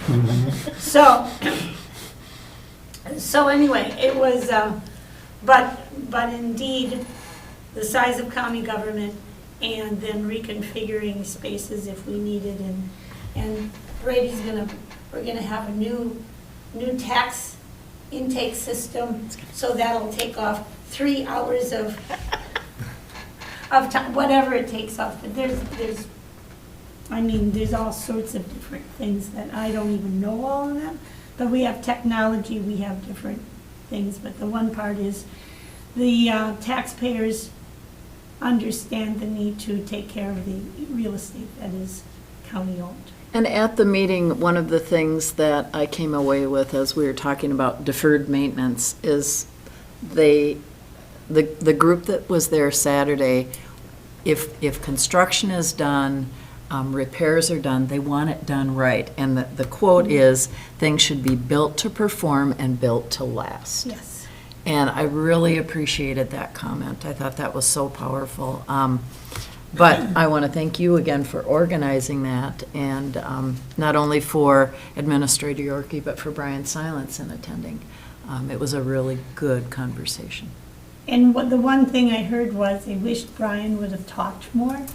Well, it's not in his nature, for one, and I should have said, you guys have to ask him. You have to give him a chance to specifically. talk. Right? Yeah, he's not going to jump in. Yeah. So- He knows better. I was not the one speaking, it was the other, I mean, I didn't talk that much. No, I was. But, yeah, so I still feel that it would be beneficial to have Allison, if she is still willing, to come and explain what her department does. I mean, I know what it says she does, but what does that mean? And maybe she and law enforcement together would be a good thing. But law enforcement is really, I don't want law enforcement hanging out 2 hours on a Saturday morning when there's, I think we gathered a lot of questions, and I appreciate the fact you're going to do something, Yeah. in writing to address those. I Yes. think that's going to be really helpful. So anyway, yeah. But I was there were other very serious, important things going on that morning. Yep. And so we were down 7 compared to the last time, so we didn't, not looking good. And the weather's getting nicer, so I really appreciated that we had the administrator there, and we had Brian there, and we had Commissioner Sullivan there, but it was the people that came and asked the questions and shared their insights and experiences, and that's what made it work. And we're all coughing because it's very dry in here. We're talking too much, so. I opened the window a little bit to help. Other updates that you have? Yeah, so just one other one, strategic planning, we are moving forward. We have developed a set of vision and mission statements, as well as conducted an analysis of our strengths, weaknesses, opportunities, and threats, which we are going to be engaging staff in further discussion about all of those things and getting their feedback. This process is really focused, again, on trying to involve everybody in the organization, because we know that if we develop a strategic plan that is simply top-down, its implementation will fail. We need to have everybody on board. We need folks to understand what strategic planning is and why it's important, why it's relevant to everybody in the organization. It's not just like a box that you check. It's something that you do for a purpose, and that purpose is to make the organization better. And people need to understand and provide input on how we make it better. If they have that opportunity, you're going to have a really solid plan, and you're going to have people who are motivated to help implement the plan. So I'm really excited about the conversations that we've had to date on that, and I feel really good about the process that we're using to develop that plan. And I expect to be able to share more with you, if not at the next meeting, certainly 2 meetings from now. So, and yes. To the listening public, explain why there needs to be, what the strategic plan hopes to accomplish, or will accomplish. Why do we need a strategic plan? We need a That's strategic. the question. What do we need one for? Right, because if we don't, a strategic plan is a direction for the organization, right? The organization is the county government. County government, correct. And if you don't have that vision, if you don't know where you're going, then you're not going to get there, right? And so we need to have a plan. We need to know, what are we working toward? What are we trying to achieve as an organization? We are a public service organization, and so our job is to provide services to the public. And we need to do that in the most effective way that we can. How do we do that? Well, you can't just like come to work every day and hope that it's going to happen. You need to have a plan for that. And that's what the strategic plan is identifying strategic objectives that we are working toward to become a better, more effective organization to better serve Cook County residents.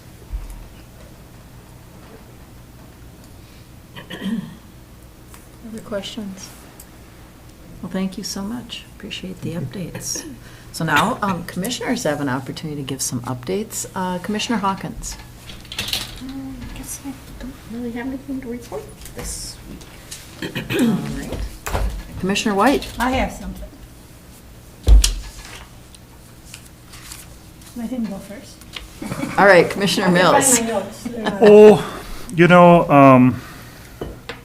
we heard in public comments some concerns about the EDA-HRA combination, and so we're still talking about that. Both the HRA and the EDA boards voted to recommend combining them. We certainly have talked about the very exact concerns that were expressed during public comment, and really trying to be strategic with the resources that we have, and again, with the direction that we want to go, and recognize there are risks there. Also recognizing there are risks per se to not combining, and also just looking at the benefits and trying to get as much of a comprehensive idea of what all that is. And so I think those public comments were right on, and appreciate them. I think there's, it's going to come down to the county board and the city council both determining what we think is best, and I think there needs to be some more conversations about that too. On the EDA side of things, Tack Harbor is a significant talking point right now. Minnesota Power owns it, has been removing coal. I forget how many acres are there. It's like 1,000, 2,000 or something crazy like that. And there could be a very significant opportunity for Cook County, the EDA, to do something. So we're going to be talking with Minnesota Power about what their expectations are, what our opportunities might be present. And there has been a task force already talking with Minnesota Power for years, so trying to leverage that historical context and information and relationships to try to flesh things out there. And I'm learning a lot. I don't really know a whole lot about the situation or what relationships or history there is and where we might be able to go, but I find it very exciting, considering that amount of land and also the location of it, both from an east-west perspective, but also on the lake and then going inland. And it's a deep water harbor, which is also very significant, like, on so many levels. So it's really exciting. I thought the conversation was a little further along already, and so a part of me was a little disappointed, and a part of me was excited that it wasn't, just because it's got room to go, and I'm really happy to be a part of that. I'm really grateful. So, and there's other communities, and the reason this is coming up is well, the transition that Tech Harbor is going through and Minnesota Power is going through, but also the opportunities that both the state deed has for communities to try to revitalize or recover or do this transition, and they have a slant with renewable energy and that kind of projects, and then also of course, federal funding through the infrastructure grant and all that stuff. So there could be some significant incentives and assistance. So we really got to dig into that a bit more to see what is possible. But maybe that's enough to update right now. All right, thank you. Yeah. Back to Commissioner White. Yes. And I do wish that we had either Rowan or Jay here, because I attended a Northeast, see if I can figure this out, Emergency Coordinating Board meeting? I'm guessing that's what it meant.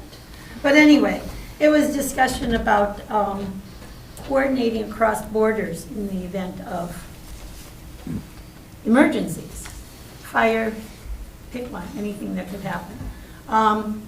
And so one thing that I thought was very interesting, and I did get the answer, but it's called a contact rapid deployment, and it fits in the back of a pickup truck.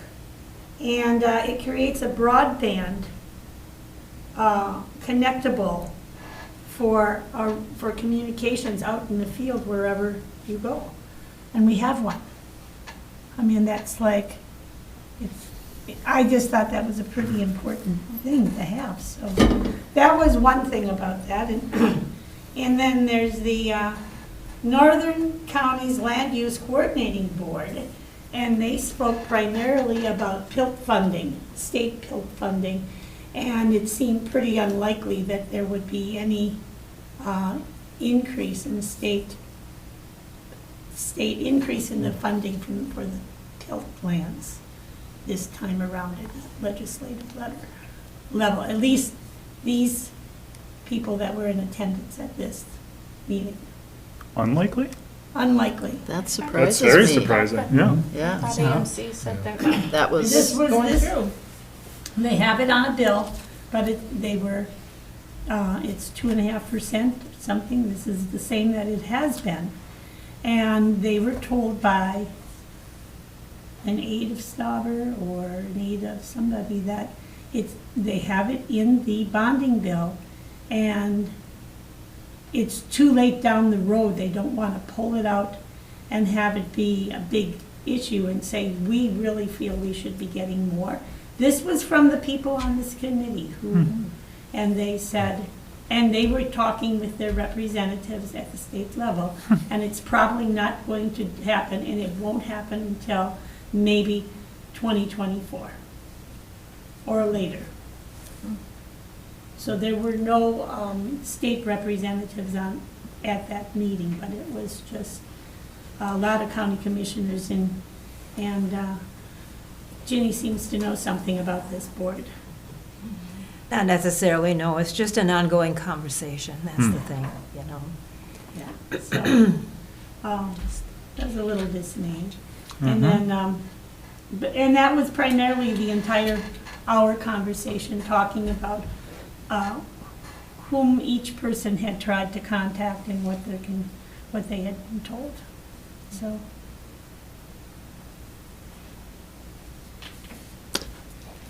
Any other items? I do have one question. Did you go to the YMCA? Did you have a YMCA board meeting yet?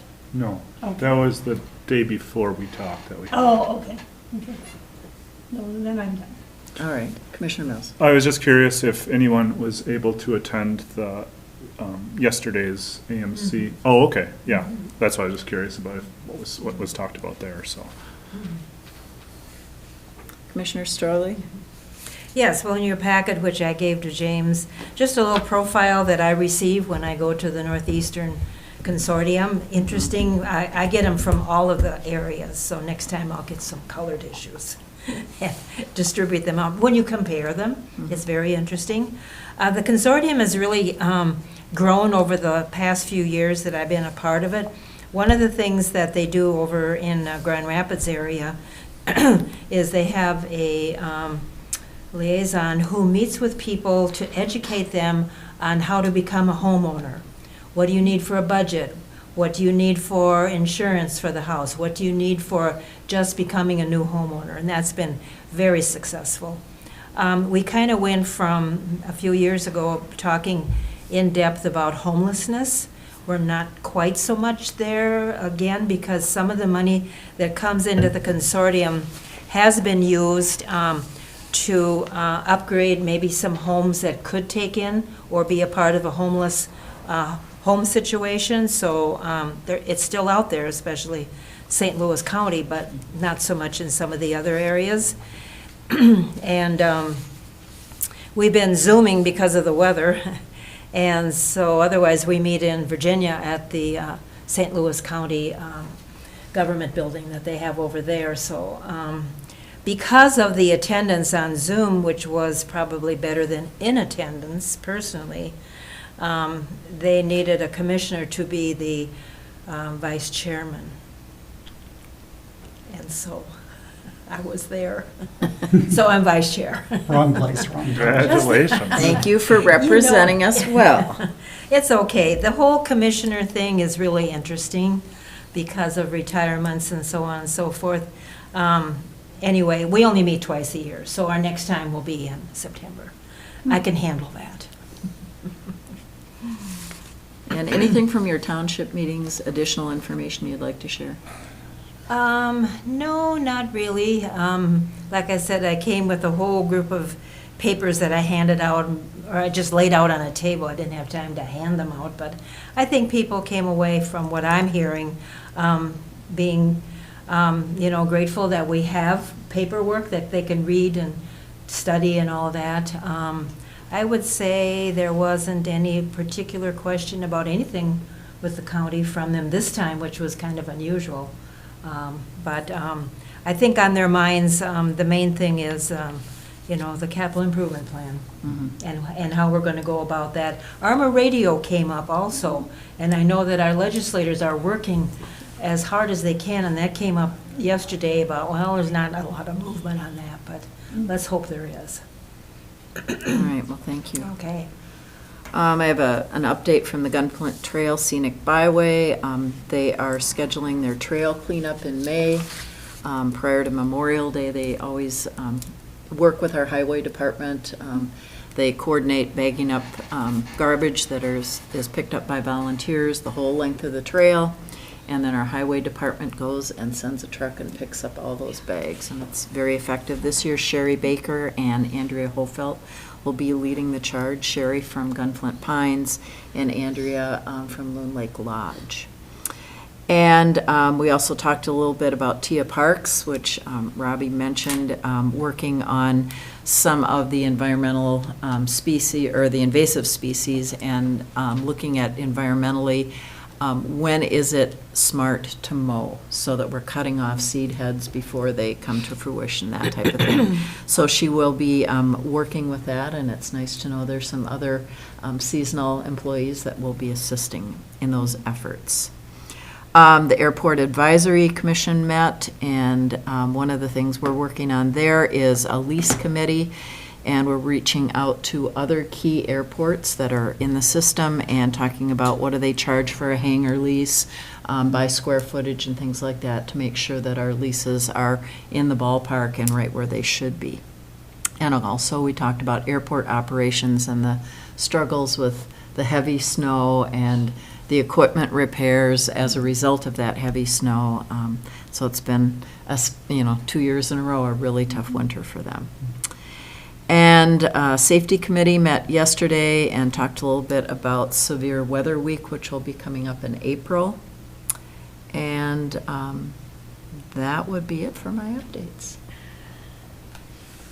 Commissioner Mills. Thank you, Madam Chair. Sorry, I remembered more now, too. I've been kicking around City Hall a little bit recently, and have attended the Park Board meeting, and they had a work session that I sat in for a little bit about City Hall and the liquor store, and so just so we're all aware, the Park Board is going through, and City Council is going through a planning process, master planning again for the rec park down there, and it's a big deal for our community. Really, a lot of revenue from that supports offsetting the levy in the city, and it draws a lot of visitors, and it has strong cultural aspects as well, and so they're looking at what might be happening in the future. This is the second iteration that I've been a part of with the planning, and I'm not really a part of it now, but paying attention certainly. And there's, that Greater Minnesota Parks and Trails legacy funding that both the Grand Marais Rec Park as well as the Sawtooth Bluffs were recognized as regionally significant and have good potential for getting that funding. And so Sawtooth Bluffs has a long ways to go, and I'd say has to go back to the beginning, really. Maybe not the beginning, but we got to take a couple steps back and have more community conversations and dialogue about that, and just revisit the drawing board, so to speak, working off of what's already been looked at and reevaluating. But back to the rec park, the feedback they got from the Greater Minnesota, from the legacy funding folks, is that if there's more emphasis put on the marina down there, that could help their application quite a lot. And going quite a few years back now with the Harbor Friends, and there was a lot of controversy about the harbor, and I think, and the state was involved, and there was state funding to do something big, but then there was so much controversy, and it took long enough that the state then didn't have funds, and then now the boat launch has been moved, and that was kind of part of the whole discussion in the first place, but it was only a part of what the whole conversation was. But originally, I think the state, or I don't know who had the plan, and I think there was something like 250 additional slips for boats, which is huge increase in difference from what we have. And that was one of the impetuses, I think, for the formation of the Harbor Friends, was because of that large impact and what it would do to our community and the harbor, and that particular part of it was a much greater impact than anyone really was hoping for, or many.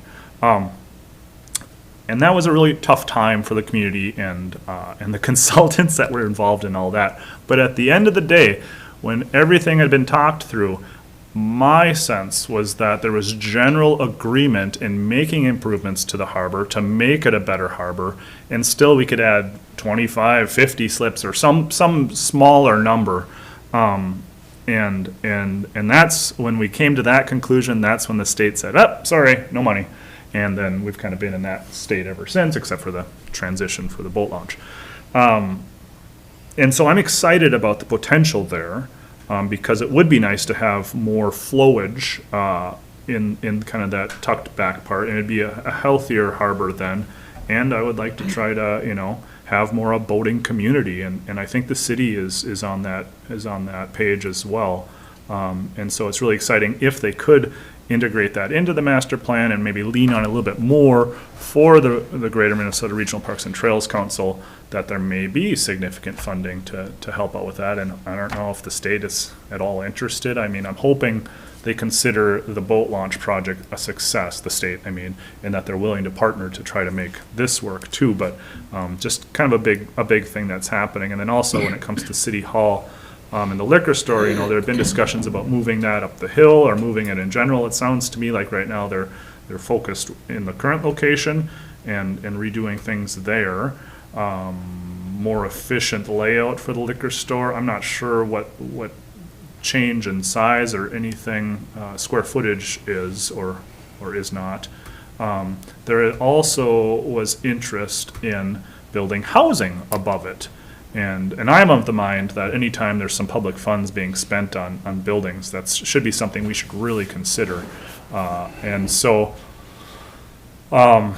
in the past, the EDA has looked at that and had developers involved, and the developers pretty much said it's not cost effective if you don't do 4 stories. And that's against city ordinance. So the developers are not as interested if it's 3 stories. And I think community members probably would have concerns if there was 3 stories, because that's a pretty significant change in the downtown. So maybe a 2-story thing is worthwhile. But it's not clear that it's cost effective for anyone, including the HRA, to do just that. And so where they're at now is trying to get some harder costs of what might be the case to enable additions being built on top of a single story, just to keep doors open and keep flexibility. And depending on how significant those costs are, it may or may not gain traction with the city council. But I'm really happy they're at least looking into that, because as we know in Cook County, housing is needed, but the biggest challenge is just the space for the housing. So if we have some footprint of some public footprint, I sure hope we look at that space and think that it may be worthwhile. But Jason Hale was there as well, and he framed it in a way that was really helpful for me, is that there is limited funding. When we go asking for housing funding from the state or from the feds, it's limited, and we can't just do that year after year after year after year. So if you're doing it for a small project that'll give you like 7 units or something on top of City Hall, it's maybe not as good of a strategy than going for funding for like a larger 50-unit, whether the Lutzen, Tofty stuff or Sawtooth Flats or the school land or whatever. So it sounds like there's just not a whole lot, there's no efficiency there.